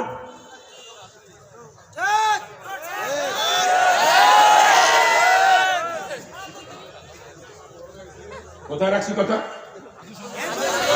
হ্যাঁ, আমি মুসলমান হওয়ার পর দীর্ঘদিন সুন্নাতের উপর গবেষণা করছি। দীর্ঘদিন আর সুন্নাতের গবেষণা করতে যে একটা সুন্নাতের গবেষণা করছি আর দেখছি ওই সাধু সন্ন্যাসীরা এগুলো আমল করতো। সাধু সন্ন্যাসীরা আজকে মুসলমানদের বলতে সেগুলো নাই। মুসলমান দস্তরখানা চেনে না, এতে সাধু সন্ন্যাসী দেখুন দস্তরখানা মিশে খানা খাইতো। মুসলমান খানা খায় কৈরের ফেলেতে, কাছের ফেলেতে, অথচ সাধু সন্ন্যাসীরা পাথরের ফেলেতে খানা খাইতো। এটা রসুলের সুন্নাত। এগুলা পাথরের প্লেটে খানা খাওয়া রসুলের সুন্নাত, দস্তরখানা মিশে খানা খাওয়া সুন্নাত, প্লেট পরিষ্কার করে কাহি কুয়ে খাওয়া সুন্নাত রসুলের। এটা ওরা করতো হিন্দু সাধু সন্ন্যাসীরা। আর মুসলমানরা করে কি? প্লেটে খাবার কাছে নষ্ট করিয়ে ধুয়ে না গেলে ওদের বলে বদ্ধতা রক্ষা হয় না। এরা বলে বদ্ধ লোক। আমি তো ওগুলো কুত্তা মার্কা বদ্ধ লোক। আমার রসুলের সুন্নাতের উপরে বড় ভদ্রতা দুনিয়ায় থাকতে পারে? রসুলের সুন্নাতের আর কোনো বড় ভদ্রতা দুনিয়ায় আছে? আল্লাহ মাফ করুক, আল্লাহ মাফ করুক। খানা ফেলেতে নষ্ট করে তার মধ্যে পানি ডাইলে হাত ধোয় মুসলমানের সন্তানেরা। আর ওই হিন্দু সন্ন্যাসীদেরকে দেখছি কোনোদিন যেই প্লেটে খানা খাইছে ওই প্লেটে হাত ধোয় না। তারা বাইরে যে হাত ধুইছে অথবা অন্য কোনো পাত্র দেওয়া লাগছে হাত ধোয়ার জন্য, তার মধ্যে হাত ধুইছে, ওই প্লেটে হাত ধোয় নাই। এটাই রসুলের সুন্নাত। এগুলো রসুলের সুন্নাত। প্লেট পরিষ্কার করে খাওয়া, যেই প্লেটে খাওয়া ওই প্লেটে হাত না ধোয়া, এটা রসুলের সুন্নাত। ওই সাধু সন্ন্যাসীরা দেখতাম এগুলো করতে। একটা সুন্নাতের গবেষণা করছি আর আমি দেখছি সাধু সন্ন্যাসীরা এগুলো করতো। ওরা জীবনে যা কিছু করতো সব সুন্নাত তরিকায় করতো। ওদের সুন্নাত তরিকার খেলাফ আমি কিছু করতে দেখি না। যতই সুন্নাত তরিকা তাদের মধ্যে থাক না কেন, তাদেরকে মুসলমান বলা যাবে না, যেহেতু তাদের ঈমান নাই। কি কথা ঠিক কিনা? জোরে বলে। অথচ যার ঈমান আছে, সুন্নাত তরিকায় জিন্দেগি চলে, সেই হচ্ছে মুসলমান। আপনার ঈমান আছে, সুন্নাত তরিকা আপনার মধ্যে নাই, আপনি মুসলমান না। আপনার মধ্যে সুন্নাত তরিকা আছে, আপনার ঈমান নাই, আপনিও মুসলমান না। দুইটা সমন্বয় যার মধ্যে ঘটছে সেই হচ্ছে মুসলমান। ইন্নাল্লাযীনা আমানু ওয়া আমিলুস সালিহাত, এই দুইটা গুণের সমন্বয় যার মধ্যে ঘটছে, অর্থাৎ যার ঈমান আছে, সুন্নাত তরিকায় জিন্দেগি চলে, সেই হচ্ছে মুসলমান। আমরা তো লম্বা চড়া দাবি করি মুসলমান বলে। কোথায় আছে রসুলের তরিকা আজকে আমাদের? কোথায় আছে? চাকরি করি ইহুদি নাসারার মতো, ব্যবসা করি অরেকেস্টের মতো, অরিফাদর মতো। কি কথা ঠিক না ভুল করছি? পোশাক পরিচ্ছদ আমার সাহেবদের মতো, লাল কুত্তাগের মতো পোশাক পরিচ্ছদ আমার। কোন জায়গায় রসুলের তরিকা নাই। দাড়ি কামাই অরিসরের মতো দাড়ি কামাই। কথা ঠিক না? কোথায় আছে রসুলের তরিকা বলে?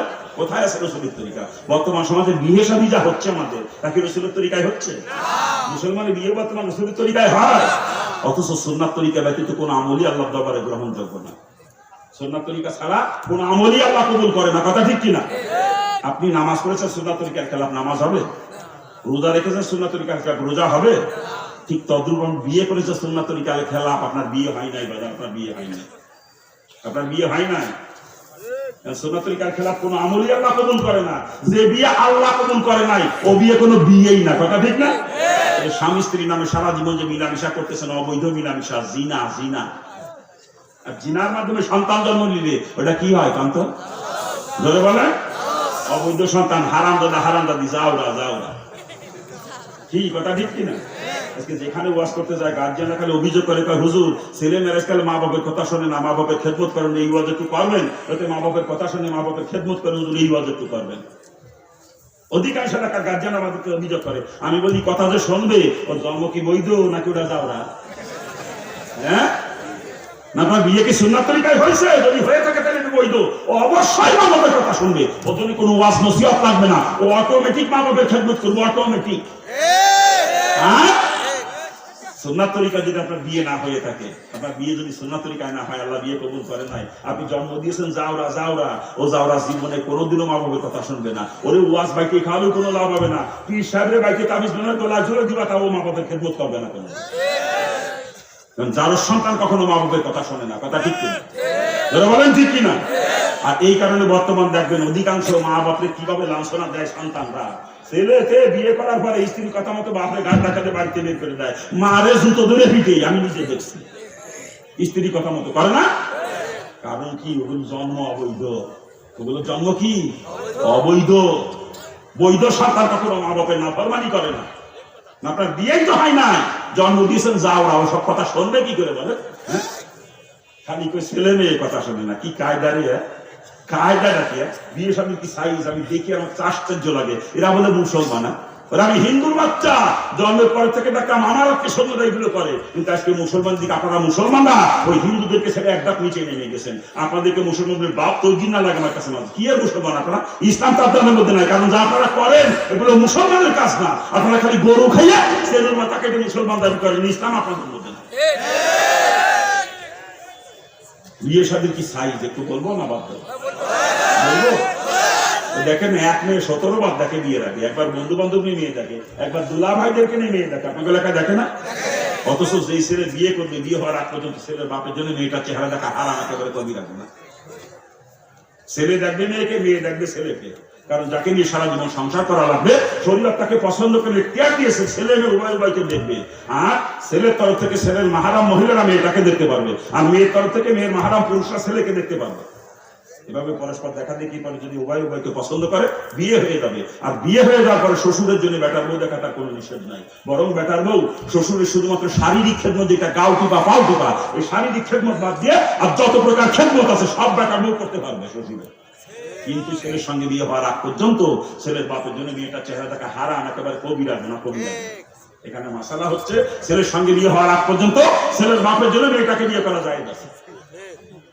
যেখানে ছেলের বাপের জন্য মেয়ে দেখা হারাম, যেখানে বন্ধু বান্ধব নিয়ে মেয়ে পছন্দ করে বিয়ে করি, আমরা দুলোভাই নিয়ে মেয়ে পছন্দ করে বিয়ে করি। আবার কেউ ছেলে মেয়ে কথা শুনে ওইভাবে মেয়ে পছন্দ করে বিয়ে করলে, ওইভাবে যদি ছেলে একটা জন্ম নেয়, ওটা বাইজিদ বোস্তামি রহমতুল্লাহ হবে না কোনোদিনও, ওটা হবে খুলনার এরশাদ শিকদার। ছেলে মেয়ে কথা শোনে না। আপনার বিয়েই তো হয় নাই, আপনি জন্ম দিয়েছেন জাউরা, ও জাউরা জীবনেও কথা শুনবে না, জীবনেও। আরো আছে বিয়ে সাথে সাথে বলবো না বাবা। বর্তমানে আমার এলাকায় যৌতুক ছাড়া বিয়েই হয় না। আপনার এলাকার মুসলমানরা ভালো আছে, এরা বিয়েতে যৌতুক নেন, আমার এলাকায় না। মুসলমানের বিয়েতে যৌতুক নেওয়াও হারাম, দেওয়াও হারাম। শুয়োরের গোস্ত খাওয়া মুসলমানের জন্য যেরকম হারাম, যৌতুকে টাকা খাওয়া ঠিক সেই রকম হারাম। বরং শুয়োরের গোস্ত খালি খালি হারাম খাওয়ার গুনাহ হয়। আর যৌতুকে টাকা দিয়ে খাইতেছি আমরা, টাকা তো হারামই। সাথে সাথে মেয়ের বাপর উপরে জুলুম করা হইলো, হারামও খাইলাম, জালেমও হইলাম। আর শুয়োর খালি খালি হারাম খাওয়া তো জালেম হইতাম না। কত বড় জুলুম একটু চিন্তা করেন তো। একটা মেয়েকে জন্মের থেকে শুরু করে বিয়ের উপযুক্ত হওয়া পর্যন্ত লালন পালন করতে মেয়ের বাপের কলিজা ফেটে যায়। তার কলিজার টুকরা তার নয়নের পুতুলি আমারে দিয়ে দেয়, তাতেও কলিজা ভরে না। আবার দাবি করে মরণ সাইকেল দিয়ে লাগবে, মরণ সাইকেল। কেউ কার চাকরি দিয়া লাগবে চাকরি, কেউ কার বিদেশ পাঠাতে কুইয়ে কুইয়ে বিয়ে করে যৌতুক দিবে, কুইয়ের যায় বদমাইশ কুইয়ে। আবার কেউ কার আমার ফুলারে ব্যবসা করার জন্য ফুসি দিয়া লাগবে, তাই না? কায়দারে। হ্যাঁ, মেয়ের বাপ যদি সামর্থ্যবান হয়ে থাকে, মেয়ে জামাকে সুখে শান্তিতে রাখার জন্য মোটর সাইকেল না প্রাইভেট কার একটা দিয়ে দেয়, 5 নিশান পেট্রোল, কোনো আপত্তি নাই, কথা ঠিক কিনা? বলে চাকরি পিয়নের ডানা দিয়ে শ্বশুর যদি বেটি জামাইকে বড় অফিসার বানা দেয়, আলহামদুলিল্লাহ, কোনো অসুবিধা নেই।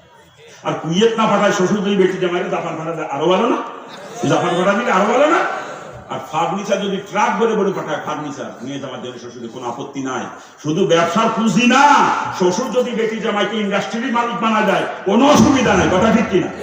কিন্তু মনে রাখতে হবে, ছেলেমেয়ের তরফ থেকে চেয়ে বা দাবি করে বা কোনো প্রকার বাহানা খাটাইয়া মেয়ের গার্জিয়ানের কাছ থেকে চায় না পয়সা যদি নেওয়া হয়, ওটা হলো যৌতুক। শুয়োরের গোস্ত খাওয়া যেরকম হারাম, যৌতুকের টাকা খাওয়া সেই রকম হারাম। যারা ফুলার বিয়েতে যৌতুক নিয়ে ফুলা বিয়ে করাইছে, কালকে শুয়োর খাওয়া তোমরা। যৌতুকের টাকা দিয়ে খাইতে পারে, শুয়োর খাইতে পারে। যৌতুকের টাকা দিয়ে খাইতে পারে, শুয়োর খাইতে পারে। মুড়ি দিছে সরমুনায় নামাজ পড়ে 9 ওয়াক্ত কয়েক্ত ইশরাক সাস তাওয়াবি তাহাজ্জুদ কোনটা বাদ না করে 9 ওয়াক্ত করে আবার ফুল আর বিয়েতে যৌতুক নেছে ও টুপি দাড়ি জুব্বা পাগড়ি সব বাঁধাবি ও বন্ধ ও বদমাশ সরমুনার মুরিদ না শয়তানের মুরিদ সরমুনার মুরিদ কখনো ছেলের বিয়েতে যৌতুক নিতে পারে না কথা ঠিক কিনা জোরে বলেন ঠিক কিনা জুতো দেখি দেবেন জুতো দিয়ে ওটা সরমুনার মুরিদ না ওটা বন্ধ শয়তানের মুরিদ ও বদমাশ আর এক দেখে তবলিগি সিল্লা মারে বছরে বছরে সিল্লা যায় আবার ফুলার বিয়েতে যৌতুক এসে ওরে যৌতুক মিটিবেন আরো বেশি পেয়ে তবলিগের মোবাইল আবার ফুলার বিয়েতে যৌতুক নেয় হ্যাঁ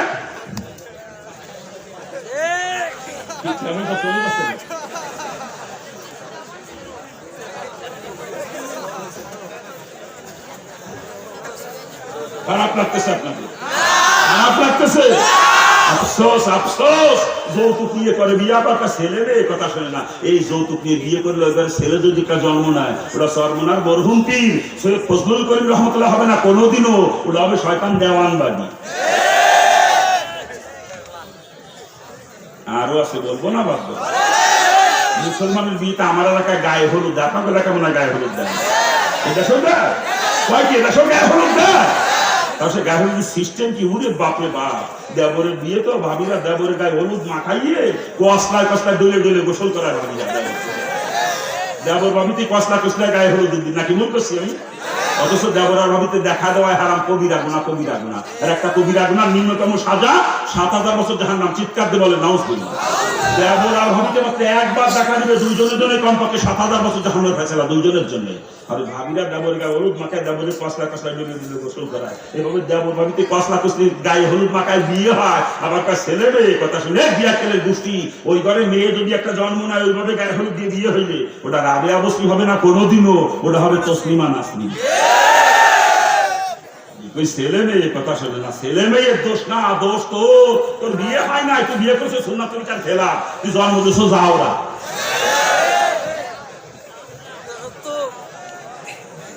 খারাপ লাগে নাকি খারাপ লাগে বাজান আরো আছে বলবো না বাদ দেবো বলবো মুসলমানের বিয়েতে মহিলারা বরযাত্রী যায় আপনার দেশে যায় না আমার এলাকায় যায় মহিলা বরযাত্রী চিন্তা করেন আচ্ছা মেয়ে ছেলেদের বিয়েতে বরযাত্রী পাঠান একটু চিন্তা করেন না আজ পর্যন্ত বিয়ের বরযাত্রী যে কোনো মহিলা সেখান থেকে খালি হাতে ফিরে আসতে পারে নাই কম পক্ষে যুবকদের কেনর গুতো খাইলেও খাই আসা না কি ভুল বলতেছি কোন মহিলা বুকি হাতে বলতে পারবে না এই কথা আমি বিয়ের বরযাত্রী দিছি অথচ পর পুরুষের বসা খাই নাই এ কোনো মহিলা বুকি হাতে বলতে পারবে না চ্যালেঞ্জ এটা আমার চ্যালেঞ্জ আপনার স্ত্রী কাটার মেয়েকে যে বিয়েতে বরযাত্রী পাঠাইছেন ওই পরপুরুষের বসা খাওয়ার জন্য নাকি দোষ মহিলাদের না দোষের বিয়া কেলের গোষ্ঠী ওই আমার স্ত্রী তো জীবনেও কোনো বিয়েতে বরযাত্রী গেলেন আপনার স্ত্রী যায় কে আপনি পাঠান তাই যায় আমার স্ত্রীকে আমার মেয়েকে যদি আমি বিয়েতে বরযাত্রী যাই কিনা দিয়ে যাওয়ার ক্ষমতা আছে বিয়া কেলের দল যুবতী বোর্ডার যুবতী মেয়েটারে পরপুরুষের বসা খাওয়ার জন্য বিয়েতে বরযাত্রী বেটা মুসলমান পরিচয় দেয় লজ্জা করে না এই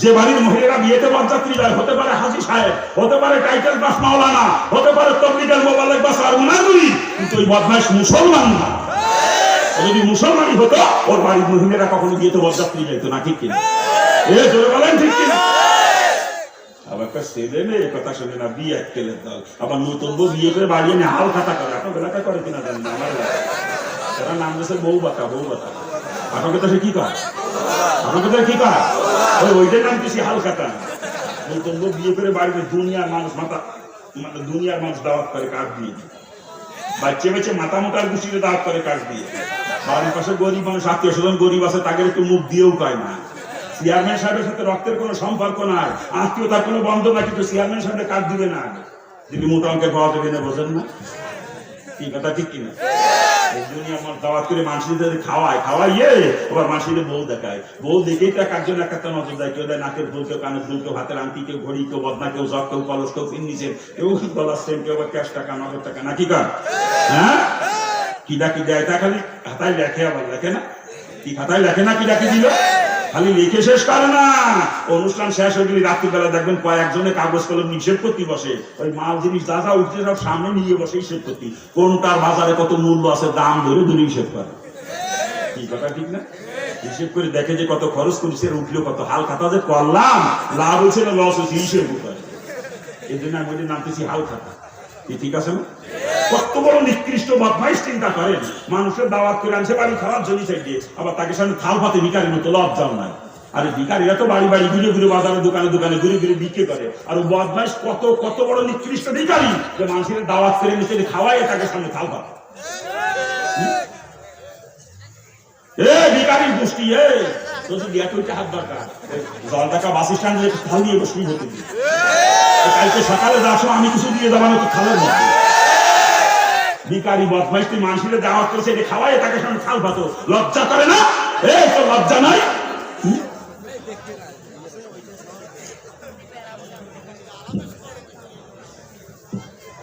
খারাপ লাগতেছে না? খারাপ লাগে বাজার? হ্যাঁ, আপনি পোলা বিয়ে করাইছেন, আপনার ঘরে নতুন বউ আছে, খুশি খুশি না? মানুষ ঘরে নতুন বউ আসলে খুশি না?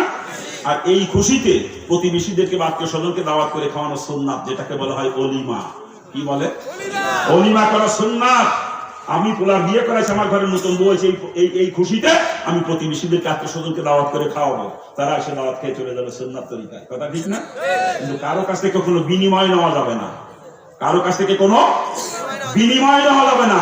যদি কেউ কিছু নিয়ে আসে, পরিষ্কার তাকে বলতে, ভাইজান আমি অলিমা করছি, আমি ব্যবসা করতে বসি না, হাল খাতা করি না, অলিমা করছি, আমার ছেলে বিয়ে করেছি, ঘরে নতুন বউ সেই জন্য অলিমা করছি। আপনি আইসেন সুন্নাত তরিকায় খাই চলে যাবেন, ওইটা যেটা আনছেন ফেরত নিয়ে যাওয়া লাগবে, আমি রাখতে পারবো না, রাখলে আমার ছেলের বিয়ে নষ্ট হয়ে যাবে। কি বা ফেরত দিয়ে এত দূরের কথা, বদমাইশের দল অনুষ্ঠান করেই তো ব্যবসা করার জন্য, বোঝেন না? ওর ঘরে টাহা নাই, ও বদমাইশ বেড়াকে তেলন তোলে, বিরামিন ব্যাকে তেলন তোলে, হিন্দুর কাছে সুজে কাহিনী অনুষ্ঠান করে, হিন্দুর কাছে সুজে কাহিনী অনুষ্ঠান করে। আবার ছেলে মেয়ে কথা শুনে বিয়ে টাকা দুনিয়ার মানুষ দাওয়াত করে বউ দেখাইবে, আর ওই স্ত্রী গর্বে নেক সন্তান জন্ম নেবে, পাইছে না কোন জায়গা? কিয়ামত পর্যন্ত ওই স্ত্রী গর্বে একটা নেক সন্তান জন্ম হবে না, কিয়ামত পর্যন্ত। এগুলো দলিল বাজান, দলিল পালিতে লিখে রেখেন, দলিল এগুলো। খালি কোন ছেলে মেয়ে কথা শোনে না, কেন শোনে না চিন্তা করেন? আপনার বিয়েই তো হয় নাই, আপনি জন্ম দিয়েছেন যাওরা, ও যাওরা জীবনেও কথা শুনবে না, জীবনে। আরো আছে, বলবো না? বর্তমানে যে মোহর ধরে 5 লাখ 7 লাখ 10 লাখ উনি ঠেলা মাইয়ালারা চিন্তা করে ধরে দাও 10 লাখ মাইরে তালাক দিতে না পারে, তালাক দিলি কোর্টে যে কেস করবো 10 লাখ আদায় করে ছাড়বো, আর ছেলেরা চিন্তা করে যাবো তুই তো দরুক দিয়ে আমরা তবু তালাক দেবো না। তার মানে মুসলমান দ্বারা আছে তালাক দিলেই মোহরানা দেওয়া লাগে নাকি? তালাক দিলে মোহরানা দিতে হয় না, বিয়ে করে আগে স্ত্রীর মোহরানা পরিশোধ করতে হয়, এরপর স্ত্রীর কাছে যাইতে হয়। মোহরানা পরিশোধ না করার পর যদি স্ত্রীর কাছে যাওয়া হারাম, জায়েজ নাই। এই জন্য মোহরানা তবে ছেলের সামর্থ্য অনুযায়ী, যদি আমি 10 লাখ দেওয়ার ক্ষমতা রাখি, ধরেন 10 লাখ আপত্তি নাই, দিতে পারবো 10,000, ধরে দেবেন 2 লাখ, ও চলবে না। কথা ঠিক কিনা? বলেন ঠিক কিনা? ছেলের সামর্থ্য অনুযায়ী মোহরানা হতে হবে, এবং এটা বিয়ে করে আগে পরিশোধ করে তারপর স্ত্রীর কাছে যাবে। আর সারা জীবন স্ত্রীর মোহরানা পরিশোধ করলাম না, সন্তান একটার পর একটা জন্ম দিয়েই যাচ্ছে, আবার কেউ ছেলে মেয়ে কথা শুনে বিয়ে করে বুঝিয়ে মোহরানা পরিশোধ না করে যে সন্তান জন্ম দিয়েছেন, ও কথা শুনবে, চিন্তা করেন কি করে? ও জন্মই তো বৈধ হয় না। আরো আছে, বলবো না? বলবো। মুসলমানের বিয়েতে গান বাজনা হয়, বিয়ে বাড়ি গান বাজনা। আগে ছোটকালে দেখা মাইক ভাড়া করেছে, বর্তমানে মাইক টাইক চলে না, বর্তমানে ডেক্সে ওরে ধুমধারাক্কা চলে রে। বিয়ে বাড়ির বক্সের বাড়ির দুটোই এলাকার মানুষ নামাজ কালামও করতে পারে না, ঠিক না? ওই এলাকার মানুষ রাত্রির মধ্যে ঘুমাতে পারে না বক্সের বাড়ির খেলায়, কথা ঠিক না? আচ্ছা, কারণ যে বিয়েতে এরকম গান বাজনা হয়, ওই বিয়ে আল্লাহ কোনোদিন কবুল করে? ওই বিয়ে কোনোদিন আল্লাহ কবুল করে? ওই ঘরে ছেলে মেয়ে যে কটা জন্ম নেবে সব কটা যাই হবে, সব কয়টা যাই জীবনেও কথা শুনবে না, জীবনে। আমি কই ছেলে মেয়ে কথা শুনে না। মুসলিম সমাজকে এভাবেই চলবে না, পরিবর্তন আনা দরকার, এভাবেই চলবে না, পরিবর্তন আনা দরকার। আজকের ময়দানে যারা গার্জিয়ান আছেন, গার্জিয়ানদের পা ধরে অনুরোধ করে বলে যাচ্ছি, কোন গার্জিয়ান ছেলে মেয়ে দিয়ে সুন্নাত তরিকার খেলাফত দিয়েন না, যার সন্তানের জন্ম সমাজ আর আপনারা দিয়েন না। পাও ধরেছি গার্জিয়ানদের, পাও ধরেছি। আর যারা যুবক আছে আজকের ময়দানে এখনো বিয়ে শাদী করে না, এই যুব সমাজ, এই যুবকেরা তোমরা অঙ্গীকার করো, আমি একজন মুসলমান, আমি সুন্নাত তরিকার খেলাফ বিয়ে করব না, যার সন্তানের জন্মদাতা আমি হব না। অঙ্গীকার করা যায় না, অঙ্গীকার করা যায় না। আল্লাহ পাক এলাকার যুব সমাজকে কবুল করুক, জোরে বলেন আমিন, জোরে বলেন না আমিন। আমি একজন মুসলমান, আমি সুন্নাত তরিকার খেলাফ বিয়ে করব না, যার সন্তানের জন্মদাতা আমি হব না। আল্লাহ পাক সকলকে কবুল করুক, জোরে বলেন আমিন। খারাপ লাগতেছে না? অন্তরে বড় ব্যথা। হিন্দুর বাচ্চা, আমি হিন্দুর বাচ্চা, জন্মের পর থেকে দেখতাম আমার বাড়িতে এইগুলো হইতো, আমার আত্মীয় স্বজনদের বাড়িতে এইগুলো হইতো। কিন্তু আজকে মুসলমানদেরকে আপনারা মুসলমানরা ওই হিন্দুদেরকে ধাক্কা মেরে চলে গেছেন, আগে সামনে চলে গেছেন, হিন্দুত্ব থেকে আগে চলে গেছেন, এক ধাপ আগে আপনারা হিন্দু গেছে। আপনাকে মুসলমান ভাবতে ঘৃণা লাগে আমার কাছে। আপনারা মুসলমান না, পরিচয় দিয়ে না মুসলমান না। আমি মুসলমান, আমি, আপনারা না। মুসলমান আমি, আপনারা না। না, আপনারা যা করেন এগুলো মুসলমানের কাজ না, মুসলমান এগুলো করতে পারে না। লজ্জা করে না মুসলমান পরিচয় দেন? লজ্জা করে না আপনার? আপনার তো অধিবাদতেও খারাপ আপনার।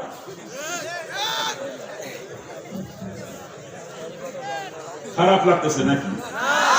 আলোচনা করতেছিলাম মুসলমান ওই ব্যক্তি যার ঈমান আছে, সুন্নাত তরিকায় জিন্দেগি চলে, ঠিক কিনা ধরে বলেন? কোথায় আছে সুন্নাত তরিকা? বিয়ে শাদীর মধ্যে নাই, ব্যবসার মধ্যে নাই, চাকরির মধ্যে নাই, খানা খাওয়ার মধ্যে নাই, ঘুমানোর মধ্যে নাই, পায়খানা প্রসাবের মধ্যে নাই। কোথায় আছে রসুলের তরিকা বলেন? রাজনীতির মধ্যে আছে?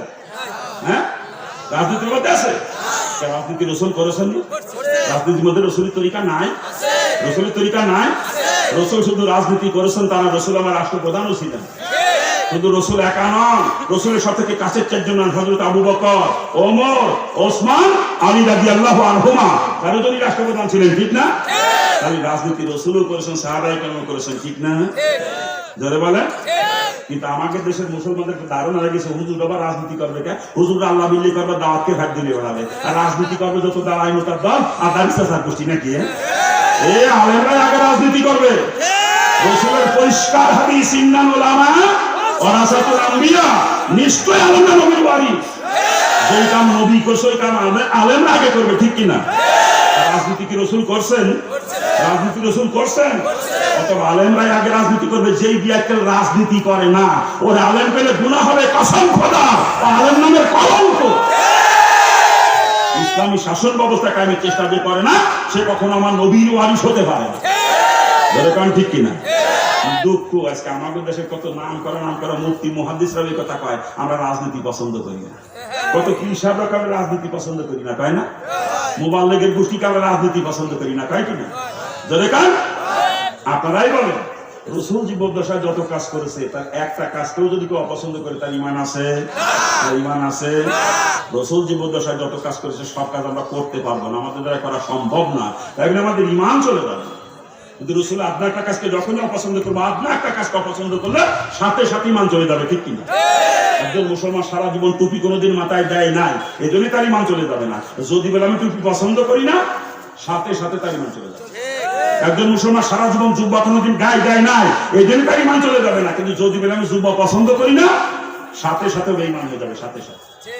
একজন মুসলমান সারা জীবন দাড়ি কোনোদিন রাখে নাই, এতে গুনাহগার হলো, তার ঈমান যাবে না। যদি বলে আমি দাড়ি পছন্দ করি না, ওটা বিনা দলিলে কাফের। কথা ঠিক কিনা? তদ্রুপ একজন মুসলমান কোনো কারণে রাজনীতি করে নাই বা করতে পারে নাই, এতে গুনাহগার হলে তার ঈমান চলে যাবে না। যদি বলে আমি রাজনীতি পছন্দ করি না, ওটা বিনা দলিলে কাফের। তা তো যত বড় মুফতি হোক আর মুহাদ্দিস হোক, ওটা কাফের। কাজ অপছন্দ করে, কথা ঠিক কিনা? যদি কোনো পীর সাহেব কাজ আমি রাজনীতি পছন্দ করি, বদমাইশ বা পীর হয়েছে কেমন? বদমাইশ তো কাফের। আমার রাসূলের কাজ অপছন্দ করে বদমাইশ বা পীর হয় কেন আমার মধ্যে দিয়ে? হ্যাঁ, সরমনা পিসের রাজনীতি করে তার গন্ধ হয়ে গেছে নাকি? সরমনা পিসের খাঁটি নায়েবে রাসূল, এই জন্য সে রাজনীতি করে, বোঝে না তারা? বোঝে? আল্লামা আজিজুল হক সাহেব রহমাতুল্লাহ খাঁটি নায়েবে রাসূল ছিলেন, এই জন্যই রাজনীতি করতেন। মুফতি আমিনী রহমাতুল্লাহ খাঁটি নায়েবে রাসূল ছিলেন, এই জন্যই রাজনীতি করতেন। আর প্রত্যেকটা মুসলমানের জন্য রাজনীতি করা ফরজ, ইসলামী রাজনীতি করা। কি বলে? ইসলামী শাসন ব্যবস্থাকে আমি চেষ্টা করা কি? ইসলামী শাসন ব্যবস্থাকে আমি চেষ্টা করা কি? এটা ফরজে কিফায়া না যে কিছু লোকে করলে হবে এরকম, এটা ফরজে আইন। প্রত্যেকটা মুসলমানের জন্য তার নিজ দেশে ইসলামী শাসন ব্যবস্থা কায়েমের চেষ্টা করা ফরজ। আপনি যে দেশে বসবাস করেন, আমেরিকা হতে পারে, অস্ট্রেলিয়া হতে পারে, কানাডা হতে পারে, রাশিয়া হতে পারে, ফ্রান্স হতে পারে, চীন হতে পারে, জাপান হতে পারে, ভারত, নেপাল, ভুটান, পাকিস্তান, বাংলাদেশ, যে দেশে আপনি বসবাস করেন না কেন, ওই দেশে আর কোনো মুসলমান নাই, আপনি একা মুসলমান ওই দেশে। আর আপনি একা হইলেও মৃত্যুর আগ মুহূর্ত পর্যন্ত আপনার দেশে ইসলামী শাসন ব্যবস্থা কায়েমের চেষ্টা করিয়ে দেওয়া আপনার জন্য ফরজ। মনে থাকবে? আর ইসলামী শাসন ব্যবস্থা কায়েমের চেষ্টা করা যদি ফরজ হয়ে থাকে, ইসলামী রাজনীতি করা প্রত্যেকটা মুসলমানের জন্য ফরজ, ঠিক কিনা? জোরে বলেন, ঠিক কিনা? ইসলামী শাসন ব্যবস্থা কায়েমের চেষ্টা যারা করবে না, ইসলামী রাজনীতি যারা করবে না, এরা কিয়ামতের দিন একেবারে পহেলা কাতারে ফরজ তর্কের গুনাহগার হিসাবে জাহান্নামে চলে যাবে। চিৎকার দিয়ে বলেন, জোরে করে নাউজুবিল্লাহ। আল্লাহ পাক সকলকে বুঝার তৌফিক দান করুন। বাবা জান, আমি হিন্দুর বাচ্চা, আমি বুঝি, আপনারা মুসলমান শাসন আপনারা বোঝেন না। হ্যাঁ, আজকে মুসলমান গণতন্ত্র কায়েমের জন্য জীবন দিয়ে দিচ্ছে, সমাজতন্ত্র কায়েমের জন্য জীবন দিয়ে দেয়, ধর্ম নিরপেক্ষতা কায়েমের চেষ্টা করে, জাতীয়তাবাদ কায়েমের চেষ্টা করে, অথচ ইসলাম কায়েমের ব্যাপারে মুসলমানের বাচ্চাদের কোনো খবর নাই। আফসোস আফসোস আফসোস। গণতন্ত্র কি ইসলামী মতবাদ না কুফরি মতবাদ? গণতন্ত্রের মূল কথাই হলো জনগণ সমস্ত ক্ষমতার উৎস। By the people, for the people, of the people, এটা গণতন্ত্রের মূল থিওরি, ঠিক না? আর এই কোরআন কি কা? ইন্নাল্লাহা আলা কুল্লি শাইইন কাদির। সমস্ত ক্ষমতার উৎস কে? এই কোরআন কয় সমস্ত ক্ষমতার উৎস আমার আল্লাহ, আর গণতন্ত্র কয় সমস্ত ক্ষমতার উৎস জনগণ। যদি কোরআন একটা বিশ্বাস করেন আপনি মুসলমান, আর গণতন্ত্র একটা বিশ্বাস করেন, বিনা দলিলে, কাফের কোনো দলিল লাগবে না। ইমানদার মুসলমান কখনো আল্লাহকে বাদ দিয়ে জনগণকে ক্ষমতার উৎস মনে করতে পারে না। গণতন্ত্র কোনো মুসলমান বিশ্বাস করতে পারে না। গণতন্ত্র বিশ্বাস করে ও হাজী সাহেব হলো কাফের, ও মুফতি মুহাদ্দিস হলো কাফের, ও তবলিগের মুবাল্লিগ হলো কাফের, ও কোনো পীর সাহেব হলো কাফের। আল্লাহ পাক সকলকে বোঝার তৌফিক দান করুন। আরে তোরে কান না, খারাপ লাগতেছে আপনার? খারাপ লাগে বাজান? হ্যাঁ, আজকে কোথায় রসুলের তরিকা আছে? মুসলমান তো দাবি করে না, রসুলের তরিকা আছে কোথায় বলেন? বিয়ে শাদীর মধ্যে নাই, কোন জায়গা ফালাম না, রাজনীতির মধ্যে রসুলের তরিকা নাই, আছে না? কোন জায়গাটা, কোন জায়গা আছে? ওই ব্যক্তি মুসলমান, যার ঈমান আছে, সুন্নাত তরিকার জিন্দেগি চলে, সেই আপনারা চলে যাচ্ছেন নাকি রাখতেন? এ কই যান? এ যান কই? খারাপ লাগলে বলেন, আমি শেষ করে দিচ্ছি। এমনি কাজ বেশি হয়ে গেছে, আলোচনা করতে পারতেছি না, তারপর উঠা বসা করলে তাও করতে পারবো না আলোচনা। কি হুজুর শেষ করে দেবো? কিন্তু ওসি সাহেব হয়ে গেছে 12টার মধ্যে শেষ করছি। ওসি সাহেব হয়ে গেছে 12টার বেশি বেজে গেছে না? ওসি সাহেব হয়ে গেল। কিন্তু আমাদের দেশে বর্তমানে সমস্যা একটাই, হিন্দুদের হরির নাম কীর্তন, অষ্টপ্রহর, 24 প্রহর, রাত দিন 24 ঘন্টা চালেও দেখা কোনো বাধা নিষেধ। কথা ঠিক কিনা? হ্যাঁ, হিন্দুদের অনুষ্ঠান কীর্তন সারা রাত চলেও দেখা কোনো বাধা নিষেধ নাই, কোনো বাধা নিষেধ নাই। রাত দিন 24 ঘন্টা একভাবে চলে, অষ্টপ্রহর, 24 প্রহর যাবত। কি আপনাদের এলাকা আছে না? কিন্তু ওরা করে না, অষ্টপ্রহর 24 প্রহর করে না? রাত দিন 24 ঘন্টা চলতেছে, ও জায়গা কোনো বাধা নিষেধ নাই। কিন্তু মুসলমানদের ওয়াজ মাহফিল 10টা ঘোরা নিয়ে যাবে না। এই জায়গায় যত করোনা নাকি করোনা সব এই জায়গায়।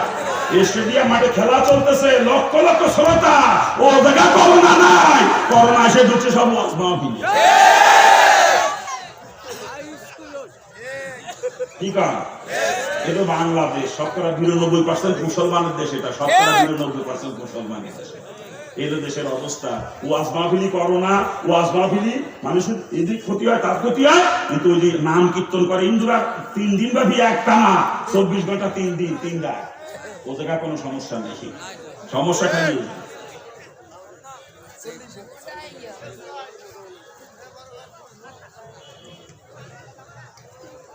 অনেক জায়গাতে অনুমতি দিচ্ছে না মাহফিলে।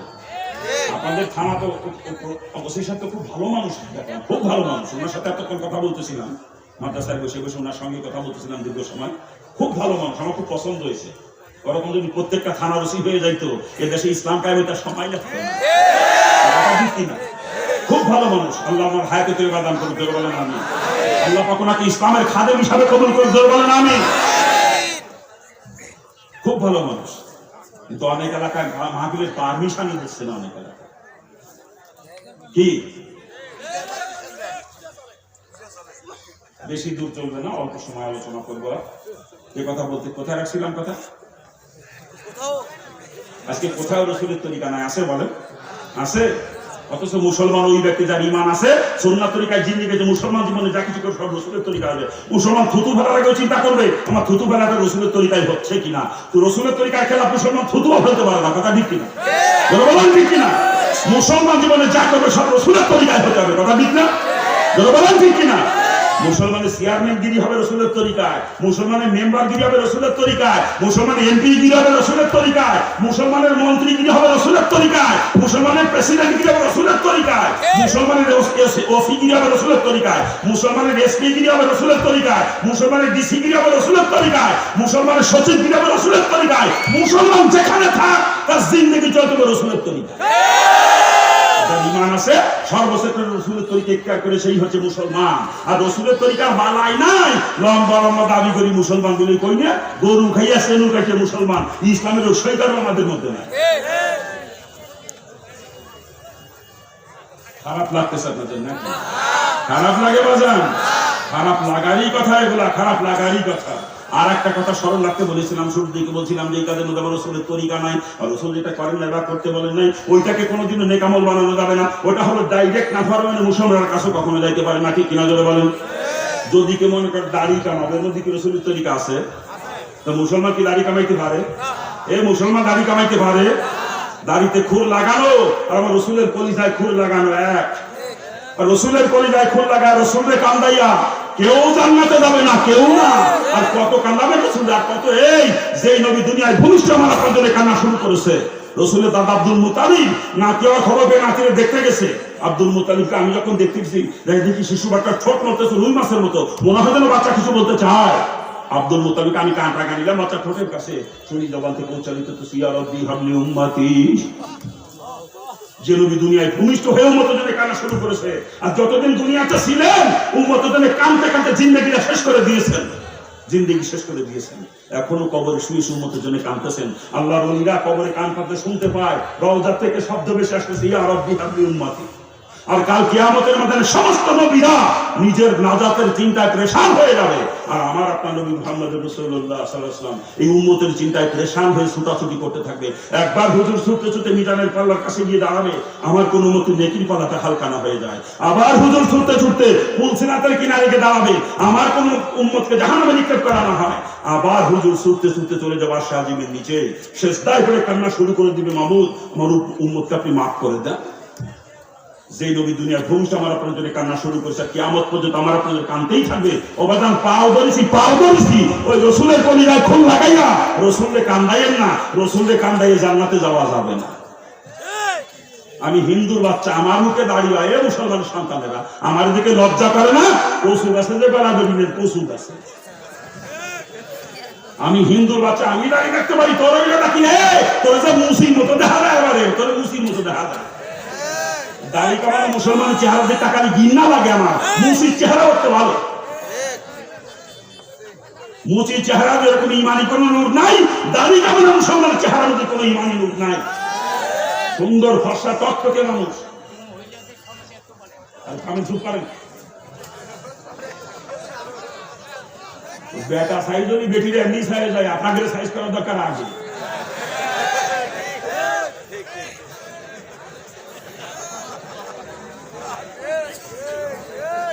কোথায় রাখছি কথা? হ্যাঁ, বলতেছিলাম ওর মুসির চেহারা যেরকম ইমানি কোন নূর নাই, দাড়ি কামানো মুসলমান চেহারা সেরকম ইমানি কোন নূর নাই। দেখেন পর্যবেক্ষণ করে, বহুত ফর্সা মানুষ, ফর্সা দাড়ি কামানো, ওদের মুখে দিক তাকালে ঘৃণা লাগে। আর কালা মিসমিসে পেট পিঠে কালা, দেখতে ঘৃণা হওয়ার কথা ছিল, কিন্তু মুখে সুন্নাতি দাড়ি ও চেহারা দিক তাকায় দেখেন দি মনে হয় নূর চমকাইতেছে। ঠিক আছে, আল্লাহ পাক সকলকে বোঝার তৌফিক দান করুন। আরে জোরে করেন না আমি। দাড়ি কামানো হারাম, কবিরা গুনাহ, এবং এটা এত বড় কবিরা গুনাহ যে আপনার প্রথম যখন দাড়ি গজাইছে মুখে, প্রথম যেদিন দাড়ি কামাইছেন ওই দিন আপনার আমলনামায় কবিরা গুনাহ লেখা শুরু হয়েছে, এবং এটা রাত দিন 24 ঘন্টা এই অবস্থা যতদিন চলবে 24 ঘন্টা কবিরা গুনাহ আমলনামায় জারি থাকবে। আপনি সারা রাত ঘুমাইতেছেন, সারা রাত আমলনামায় কবিরা গুনাহ দাঁড়িয়ে আছে আপনার। আপনি সারা ইবাদত নামাজ পড়তেছেন, সেজদা দিতেছেন, ওই সেজদার মধ্যে আপনার আমলনামায় কবিরা গুনাহ দাঁড়িয়ে আছে। আপনি হজ করতে গেছেন অবস্থায় বাইতুল্লাহ তওয়াফ করতেছেন, ওই অবস্থা আমলনামায় কবিরা গুনাহ দাঁড়িয়ে আছে আপনার। যদি আপনি এখনই তওবা করেন, যার আমি রসুলের কলিজায় খুর লাগাবো না, দাড়ি কামাবো না, এখন যদি তওবা করেন এখনই আমলনামায় কবিরা গুনাহ লেখা বন্ধ হয়ে যাবে। আর যতদিনে তওবা করতে না পারবেন, ওই প্রথম দিন যে শুরু হয়েছে ওই দিন থেকে যতদিন অবস্থা চলবে রাত দিন 24 ঘন্টা আপনার আমলনামায় কবিরা গুনাহ দাঁড়িয়ে থাকবে। দাড়ি কামানো যেরকম হারাম, কবিরা গুনাহ এক মুসলিম যে দাড়ি থাকাও সেরকম হারাম কবিরা না। এবং এই মাসালার ব্যাপারে চাইও মাযহাবের সমস্ত ফকিরা একমত, সবাই এক বাক্যে ফতোয়া দিয়েছেন দাড়ি কমপক্ষে এক মুষ্টি হতে হবে। শুধুমাত্র শিয়াদের একটা কিতাবে পাইছি, শিয়াদের কিতাবে পাইছি 40 গজ দূরে থেকে দেখা গেল দাড়ি শিয়াদের মাসালা কথা। যদি কেউ শিয়া হয়ে থাকেন আপনি দাড়ি ছাড়তে পারবেন, আপনার জন্য নিষেধ নাই। যদি আহলে সুন্নাত ওয়াল জামাতের অন্তর্ভুক্ত কেউ নিজেকে মনে করেন, আপনার জন্য এক মুষ্টির নিচে দাড়ি ছাড়ার অনুমতি কোনো শরীয়তে দেয় নাই, পারমিশন দেয় নাই শরীয়তে। আল্লাহ পাক সকলকে বোঝার তৌফিক দান করুন। আজকে যুবকরা দাড়ি রাখতে পারে না কেন জানেন? এখনো বিয়ে শাদী করে নাই তো, দাড়ি রাখতে যদি মেয়েরা পছন্দ না করে এই জন্যই দাড়ি রাখতে পারে না। কথা ঠিক না? এ যুব সমাজ, দাড়ি দেখে ভালো, একটা ইমানদার স্ত্রী পাবা, ইমানদার স্ত্রী পাবা। আর দাড়ি কামানো অবস্থায় বিয়ে করলে তোমার নসিবে কাফের মহিলাও জুটতে পারে। চলে গেলি করবো কি, লোক চলে গেলে আমি কি বাইক বাঁধতে রাখবো? ও ভাই যান, রাগ করে চলে যান, রাগ করে চলে যান আপনারা। বাড়ি দূরে, আমার তো দূরে নাকি বাড়ি? আমার তো ওনাকে বাড়ি দূরে নাকি? ওই যে চলে যাচ্ছে যারা, ওরা মানে আমার তো দূরত্বে আছে নাকি?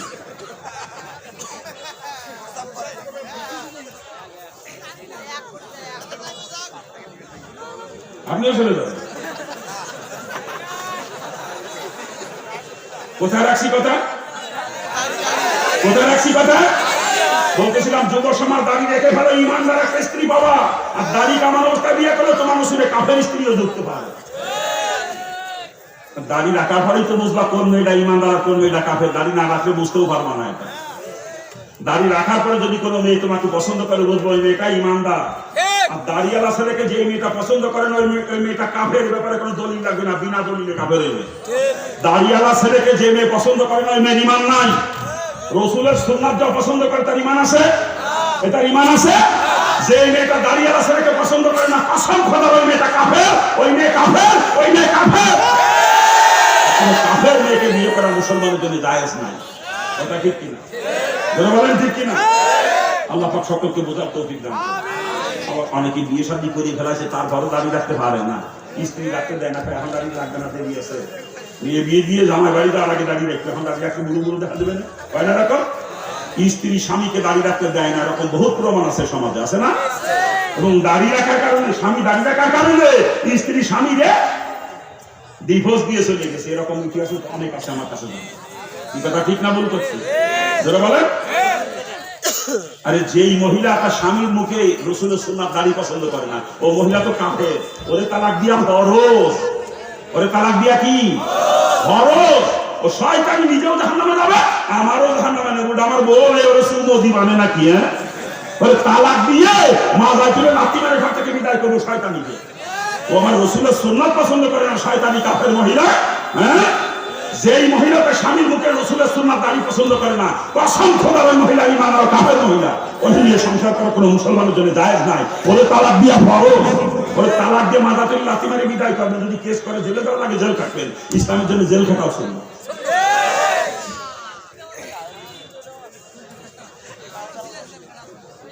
শয়তানি মহিলা স্বামীরে দাড়ি রাখতে দেয় না।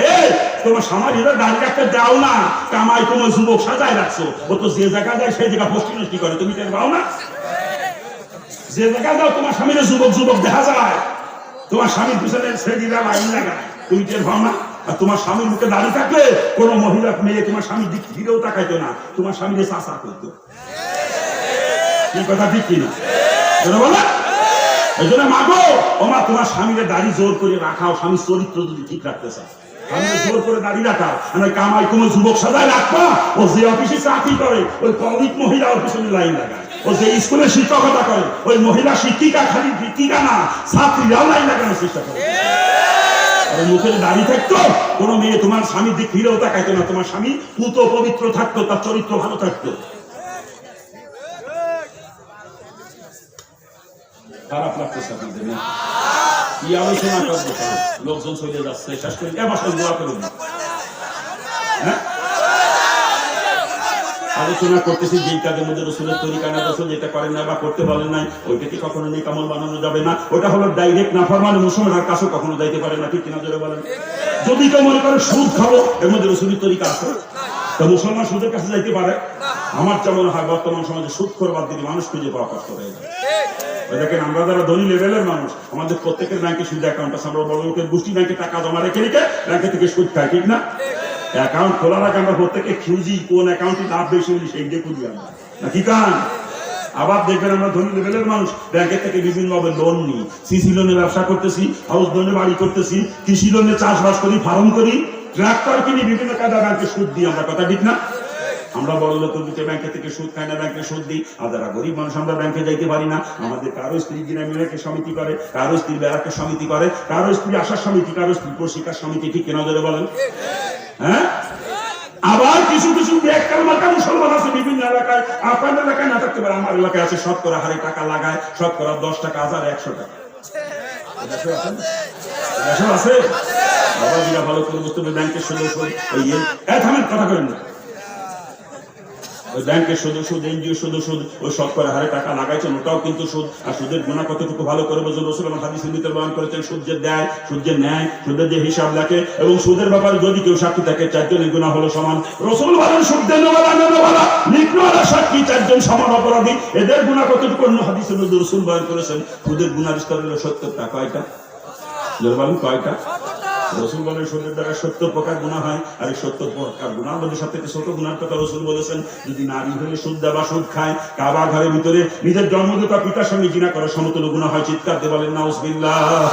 আর যদি পুরুষ হয়ে সুদ দেয় বা সুদ খায়, ওই কাবা ঘরের ভিতরে নিজের গর্ভধারিণী মার সাথে জিনা করা সমতুল্য গুনাহ। চিৎকার দিয়ে বলেন নাউজুবিল্লাহ। এই কাবা ঘরের ভিতরে নিজের মা বাবার সাথে জিনা করার গুনাহ সুদের 70টা গুনাহের মধ্যে ছোটটা, আর 70টা গুনাহের মধ্যে বড় গুনাহ আল্লাহ পাক আর তার নবী রাসূলের সঙ্গে যুদ্ধ ঘোষণা করা। অন্য হাদিসে নবী রাসূল বয়ান করেছেন, 1 দিরহাম, আরবের 1 দিরহাম সমান সমান ওই জামানায় আমাদের দেশে ছিল মাত্র 4.31 পয়সা পরিমাণে। রাসূল বলেন 1 দিরহাম পরিমাণে সুদ যদি কেউ দেয় বা খায়, কমপক্ষে 36 বার। কয়বার? এই মুখস্থ করেন কয়বার? রাসূল বলেন 1 দিরহাম সুদের পরিবর্তে কমপক্ষে 36 বার নিজের মা বাবার সাথে জিনা করে সমতুল্য গুনাহ হয়। চিৎকার দিয়ে বলেন নাউজুবিল্লাহ। আচ্ছা আপনারাই বলেন, কোন মুসলমান নরনারী মা বাবার সঙ্গে জিনা করতে পারে? কোন ইহুদি না যারা পারে? আমরা মুসলমান আজকে তাই করতেছি। বউরে দিয়ে সমিতি করাইয়ে, সুদে টাকা আনাইয়ে ওই স্ত্রীকে তার বাপের সঙ্গে জিনা করাইতেছি। আর আমি বদমাইশে সুদে টাকা খাইয়ে আমার মার সাথে জিনা করতেছি। এ মুসলমান পাও দিকেন ধরে কছি, পাও দিকেন ধরে যদি কোন প্রকার সুদের সঙ্গে কারো সম্পর্ক থাকে তওবা করেন। যদি জাহান্নাম থেকে বাঁচতে মন চায় তওবা করেন। তওবা করলে আল্লাহ মাফ করে দেবেন। আশার বাণী শোনাইছে, লা তাকনুতু মির রাহমাতিল্লাহ, বান্দা আমার রহমত কে লইরা শেষ না, এতদিন সুদের ভিতরে উঠতেছিলি, তওবা করে ফিরে আয়। তো তওবা করতে দেরি হবে, আমি আল্লাহ তোকে মাফ করতে দেরি করব। আমরা পারি না তওবা করতে। যদি তওবা করতে পারেন তাহলে জান্নাতে চিন্তা ভাবনা করেন। মানে সুদের সঙ্গে জড়িত থাকা বোধহয় কেউ মারা যান। কসম খোদা, কসম খোদা, কসম খোদা, জান্নাতের গিরাম ওনাকে পাবেন না কিয়ামতের দিন। জান্নাতের গিরাম ওনাকে পাবেন না। সুদ কত নিকৃষ্ট জিনিস। একজন মুসলমান পরিবেশ পরিস্থিতির কারণে এমন এক জায়গায় যায় পড়ছে যেখানে খানার কোন রকম কোনো ব্যবস্থা নাই। ও নিশ্চিত হয়ে গেছে আমি না খেয়ে মারা যাবো, নিশ্চিত হয়ে গেছে। এই মত অবস্থায় মরা গরু যদি পায়, ওই সময় তার জন্য মরা গরুর গোশত খাওয়া যায়। পেট ভরে খাওয়া কিন্তু যায় না, যতটুকু খালি জান বাঁচে অতটুকু পরিমাণে মরা গরুর গোশত খাওয়া ওই সময় মুসলমানের জন্য যায়। ওই সময় মরা মুরগি যদি পায়, অতটুকু পরিমাণে মরা মুরগির গোশত খাওয়া সময় মুসলমানের জন্য যায়। ওই পরিস্থিতিতে পড়ে মরা গরু আর মরা মুরগি না খালি ওই সময় শুয়োরের গোশত যদি পায় মুসলমান, ওই সময় তার জন্য শুয়োরের গোশত খাওয়া যায় যতটুকু পরিমাণ। ওই পরিস্থিতির ভিতরে পড়ে মরা গরু, মরা মুরগি অথবা শুয়োরের গোশত খায় যদি জান বাঁচানো লাগে, তাও বাঁচাইতে পারবে মুসলমান। কিন্তু ওই পরিস্থিতির মধ্যে পড়ে মুসলমান সুদের কাছে যাইতে পারবে না। সুদের তো নিকৃষ্ট। অর্থাৎ মুসলমান না খেয়ে মারা যাইতে পারে, তবু সুদের কাছে যাইতে পারবে না। ঠিক কিনা? জোরে বলেন ঠিক কিনা? আল্লাহ পাক সকলকে বোঝার তৌফিক দান করুন। আর জোরে কান না। যারা সুদের সঙ্গে জড়িত আছেন কালকে থেকে শুয়োর খাবেন আপনারা। সুদের সঙ্গে যারা জড়িত কালকে থেকে শুয়োর খাবেন। সুদ যে খাইতে পারে সে শুয়োর খাইতে পারে। কোরআনের এক আয়াতে শুয়োর খাওয়া হারাম, আর এক আয়াতে সুদ খাওয়া হারাম। এক আয়াতের হুকুম যে মানে না, সে আর একটা লঙ্ঘন করলেও তার কিছু আসবে যাবে না। কথা ঠিক কিনা? যারা বলেন ঠিক কিনা? অর্থাৎ যারা সুদের সঙ্গে জড়িত কালকে তো শুয়োর খাবি, তোরা এই শুয়োর খাবি। শুয়োর খাইতে পারবেন কিনা কিনা হাত তোলেন তো। এ শুয়োর খাইতে পারবেন কিনা কিনা হাত তোলেন। কেন শুয়োর খাইতে পারবেন না? কেন? কোরআনের এক আয়াতে সুদ হারাম আর এক আয়াতে শুয়োর হারাম। আপনি সুদ খাবেন, শুয়োর খাবেন না, এ হবে না, দুটোই করা লাগবে। আজকে সুদের সঙ্গে যারা জড়িত কালকে তো শুয়োর খাবেন, আর যদি শুয়োর খাইতে না পারেন সুদের থেকে তওবা করা লাগবে। দুধের একটা করতে হবে, কোনটা করবেন? কালকে তো শুয়োর খাবেন নাকি সুদের থেকে তওবা করবেন, কোনটা? এই মুসলমান তওবা করবেন না সুদের থেকে নাকি শুয়োর খাবেন, কোনটা? আল্লাহ পাক মুসলমানকে কবুল করুক, জোরে বলেন আমিন। মুসলমান সুদের কাছে যাইতে পারে, না খেয়ে মারা গেলে সুদের কাছে যাইতে পারে। খারাপ লাগতেছে আপনাদের? খারাপ লাগে বাজার? আমার এলাকায় মহিলারা খালি সমিতি করে, ঘরে ঘরে সমিতি, এক এক মহিলা 4-5টা করে সমিতি। কিস্তি দিতে দিতে জীবন শেষ, কিস্তি দিতে দিতে। কি কথা ঠিক না? আপনাদের এলাকা আছে নাকি সমিতি? এই মহিলারা সমিতি করে, করুক, আমি নিষেধ করতেছি না। মাগো ওমা, মারে তোমার পাও ধরেছি, ওমা আমার উপরে রাগ করি না, আমি তোমাদের দুশ্মন না। মাগো, জাহান্নাম থেকে বাঁচানোর জন্য বলতেছি, তুমি মুসলমানের মেয়ে, তুমি সমিতি করে সুদে টাকায় না, তুমি তোমার বাপের সাথে জিনার করি না, মারে তোমার ভাও ধরেছি। মা ওমা, তোমার ভাও ধরেছি। তোমার স্বামী যদি তোমাকে লোন আনতে বলে, কিস্তি আনতে বলে, স্বামীকে পরিষ্কার জবাব দিবা। তুমি আমাকে বিয়ে করে আনছো, আমার বরণ পোষণ দেওয়ার দায়িত্ব তোমার কিভাবে দিবা তুমি জানো। আমি সুদে টাকা নিয়ে আমার বাপের সাথে জিনা করতে পারবো না। মাগো, পরিষ্কার জবাব দিবা স্বামীকে। আসলে দোষ কিন্তু মহিলাদের না, দোষে বিয়ে কেলের গোষ্ঠী। আমার স্ত্রী তো জীবনও সমিতি করতে গেলেন, আপনার স্ত্রী যায় কে? আপনি পাঠান চাইছে আমার স্ত্রীকে আমি যদি সমিতি করতে না দিই, করার ক্ষমতা আছে? এ করার ক্ষমতা আছে? দোষ মহিলাকে না, দোষের বিয়ে কেলের গোষ্ঠী। বিয়ে কেলে তো বিয়ে করে বলতে সমিতি করে, বিয়ে কেল বিয়ে করে বলতে সমিতি যদি করাবি, তোরে বিয়ে করতে কিছু করছো ওরা, তোর জন্য তুই বিয়ে করা হারাম দেবো আপনার। ওই ব্যক্তি করবে যার আর্থিক সংগতি আছে। স্ত্রীকে পর্দার ভিতরে রেখে স্ত্রী বরণ পোষণ দেওয়ার মতো আর্থিক সংগতি যার আছে, মা যায় যদি কোলায় একটা না, সে একসাথে সাইড দিয়ে বিয়ে করতে পারবে। শরীয়তেই ফয়সালা দিয়েছে। কি বলা মাইকে মশলা ঠিক আছে? হ্যাঁ, যার আর্থিক সংগতি আছে আর মা যায় যদি কোলায় একসাথে সাইড দিয়ে বিয়ে করতে পারবে। শরীয়তেই ফয়সালা দিয়েছে, আমার মাথের করে কথা না, শরীয়তের ফয়সালা। আর যার আর্থিক সংগতি নাই, স্ত্রীকে পর্দার ভিতরে রেখে ভরণ পোষণ দেওয়ার মতো আর্থিক সংগতি যার নাই, শরীয়ত তাকে বলছে তুই রোজা রেখে রেখে মাজার জুত কমায় রাখি, যাতে তোর বিয়ে করা না লাগে। শরীয়ত এই সিদ্ধান্ত দিয়েছে, প্রয়োজন বোধে সারা জীবন রোজা রাখি, তবু বিয়ে করবি না।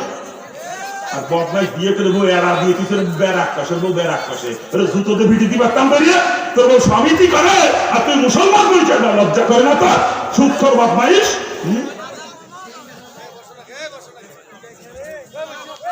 আল্লাহ পাক সকলকে সুদের থেকে তওবা করার তৌফিক দান করুক, জোরে বলেন আমিন। আরে জোরে কান্না আমিন।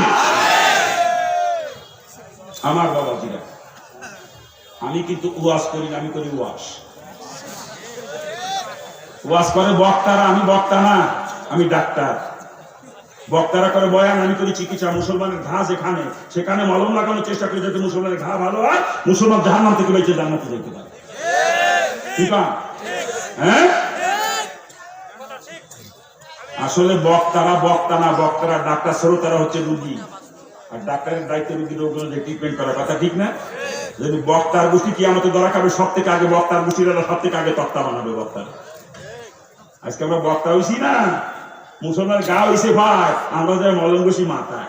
মুসলমান জাহান্নামে যায় সুদ খাইয়ে, ঘুষ খাইয়ে, পরের হক নষ্ট করে, বেপর্দায় শুনি আর একজনের হক নষ্ট করে। আর আমরা যে ওয়াজ করি ইউসুফ জুলেখা, কি কায়দারে বক্তার গুছি ধরা খাবে কেমন? তুই সপ্তাহে আগে বক্তার গুছি। আমি বলতাম ধরা খাতি রাজি না। হিন্দুতে মুসলমান খালি জাহান্নামের ভয় পেয়ে, আবার আল্লাহ বানাচ্ছে ডাক্তার, বক্তা বানাচ্ছে আপনাকে চিকিৎসা করার জন্য। রোগ অনুযায়ী ট্রিটমেন্ট না করে আবার ধরা খাবো, আমি ধরা খাতি রাজি না। মুসলমানের ঘা যেখানে, আমার মলম ঠিক সেইখানে। মলম নিয়ে আসছিলাম বস্তা করে, লাগাতে পারলাম না। বেনামাজির গোষ্ঠীর অল্প একটু দিছি, দাড়ি কমানোর গোষ্ঠীর অল্প একটু দিছি, আর সুদ করে গোষ্ঠীর একটু দিলাম। বেপর্দার গোষ্ঠীরে ধরতে পারি না এখন। বঙ্গভূমির গোষ্ঠীর কাছেও যায় না, টেলিভিশনের গোষ্ঠীতে কিছু করি নাই। ঠিক আছে? সব থেকে বেশি করা দরকার ছিল মোবাইলের ওয়াজ, তাও করতে পারলাম না। মুরব্বী কইছে মহিলাকে ওয়াজ করতে। দোষ তো বেটাকে, মহিলাকে তো দোষই নেই। আমার বউরে তো বেপর্দায় বেরোতে আমি না দিই, বেরোনোর ক্ষমতা আছে? এই বেরোনোর ক্ষমতা আছে? আমার বউরে আমি মার্কেটে যাইতে দেবো না, যাইতে পারে? ফ্যান ভাইকে বড় বসাই ফেলে দেবো। শয়তানি টাকা বেটাকে কেদিন থেকে মার্কেট করতে যাবি শয়তানি? হ্যাঁ, ও কাপড় পরবে, আমার স্ত্রী দেখবো, আমি আমার যেটা পছন্দ সেটা কিনে দেবো, ওইটা পড়া লাগবে। আর আমি পছন্দ করে কিনে আমার স্ত্রী যদি পছন্দ না হয়, বুঝতে পারবো না আমি একা না, আরো বিষয় আছে। সেই নাঙ্গে দেখানোর জন্য নিজে মার্কেট করতে যায়, স্বামী করা মার্কেটের পছন্দ হয় না। শয়তানি কোথাকার। এই বাপ জীবিত থাকতে কোনো মুসলমানের মেয়ের জন্য মার্কেটে যাওয়া হারাম, স্বামী জীবিত থাকতে মুসলমান স্ত্রীর জন্য মার্কেটে যাওয়া হারাম, উপযুক্ত ভাই থাকতে মুসলমানের বোনের জন্য মার্কেটে যাওয়া হারাম, উপযুক্ত ছেলে থাকতে মুসলমানের মায়ের জন্য মার্কেটে যাওয়া হারাম।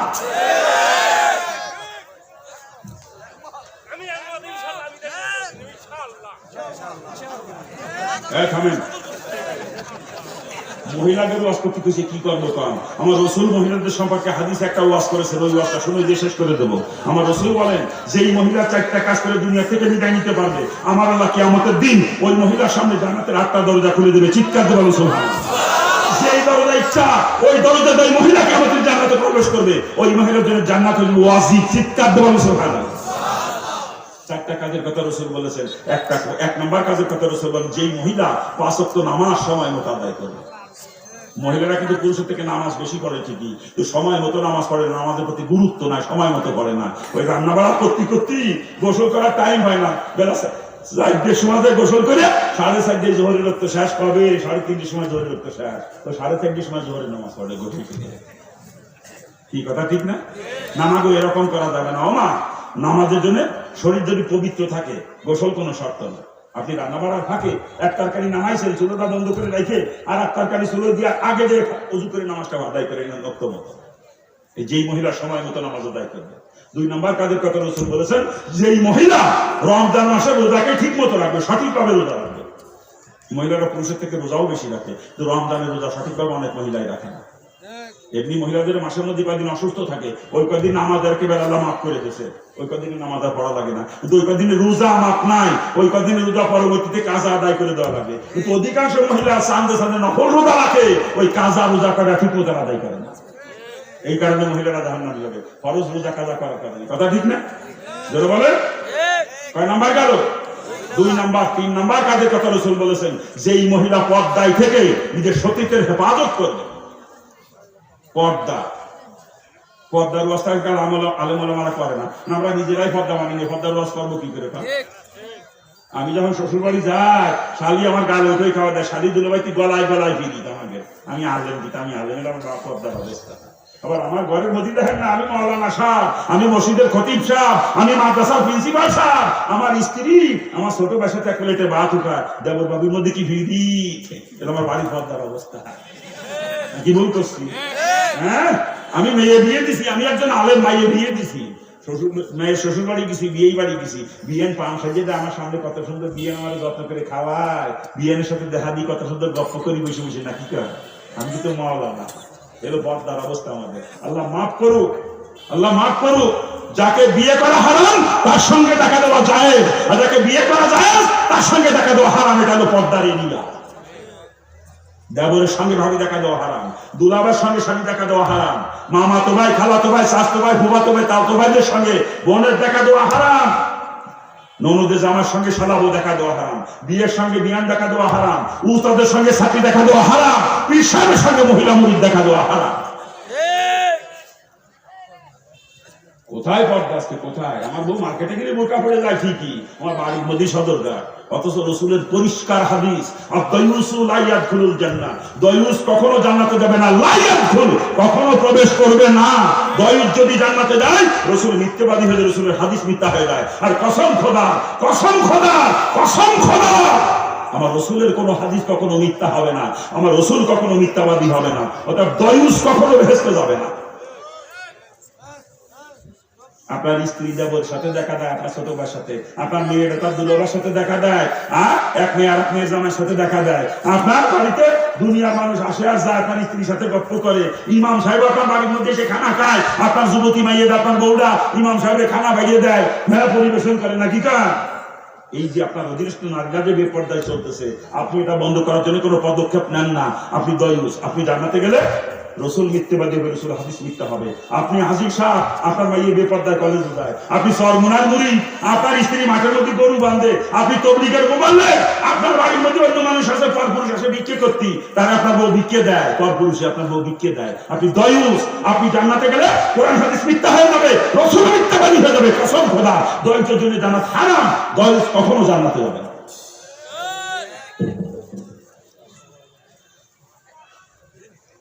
কথা বলতেছিলাম, মহিলারা পর্দা থেকে সতীত্বের হেফাজত করবে। কয় নাম্বার গেল? 3 নাম্বার। 4 নাম্বার কাজের কথা রাসূল বলেন, যে স্ত্রী স্বামীর খেদমতের মাধ্যমে স্বামীর সন্তুষ্টি অর্জন করে অবস্থায় দুনিয়া থেকে বিদায় নিতে পারবে ওই মহিলা। এই 4টা কাজ যে মহিলা করবে ওই মহিলার সামনে জান্নাতের রাস্তা দরজা খুলে দিবে। 1 নম্বরে 5 ওয়াক্ত নামাজ সময় মতো আদায় করবে, 2 নম্বরে রমজান শরীফ রোজাকে ঠিকমতো রাখবে, 3 নম্বরে পর্দা থেকে সতীত্বের হেফাজত করবে, আর 4 নম্বরে স্বামীর খেদমতের মাধ্যমে স্বামীর সন্তুষ্টি নিয়ে দুনিয়া থেকে বিদায় নিতে পারবে। এই 4টা কাজ যেই মহিলা করবে রাসূল বলেন ওই মহিলার সামনে আমার আল্লাহ জান্নাতের 8টা দরজা খুলে দেবে কিয়ামতের দিন। আল্লাহ পাক আমার মা বোনদেরকে এই 4টা কাজ করার তৌফিক দান করে। জোরে কর না আমি, আরে জোরে কর না। একজন মহিলা যদি বদদিন হয়, একজন মহিলার কারণে কমপক্ষে 4 জন পুরুষ জাহান্নামী হবে। 4 জন। প্রথমত একজন মহিলা তার বাপকে জাহান্নামে নিবে, 2 নম্বরে স্বামীকে জাহান্নামে নিবে, 3 নম্বরে ভাইকে জাহান্নামে নিবে, 4 নম্বরে নিজের উপযুক্ত সন্তানকে জাহান্নামে নেবে। একজন মহিলা কমপক্ষে 4 জন পুরুষকে নিয়ে জাহান্নামে যাবে। আর একজন মহিলা যদি দিনদার হয়, একজন মহিলা লক্ষ লক্ষ পুরুষকে জাহান্নাম থেকে বাঁচায় জান্নাতে নিবে। একজন মহিলা দিনদার হয়। আল্লাহ পাক আমার মা বোনদেরকে দিনদার বানায় দিতে বলেন আমিন। একজন মা যদি দিনদার হয়, পুরো পরিবারটা দিনদার হয়ে যায়। চিৎকার দেবেন ঠিক কিনা? জোরে বলেন। আল্লাহ পাক আমার মা বোনদেরকে দিনদার বানায় দিতে বলেন আমিন। আরে জোরে বলেন না আমিন। আজকের আলোচনা এই পর্যন্ত থাকবে।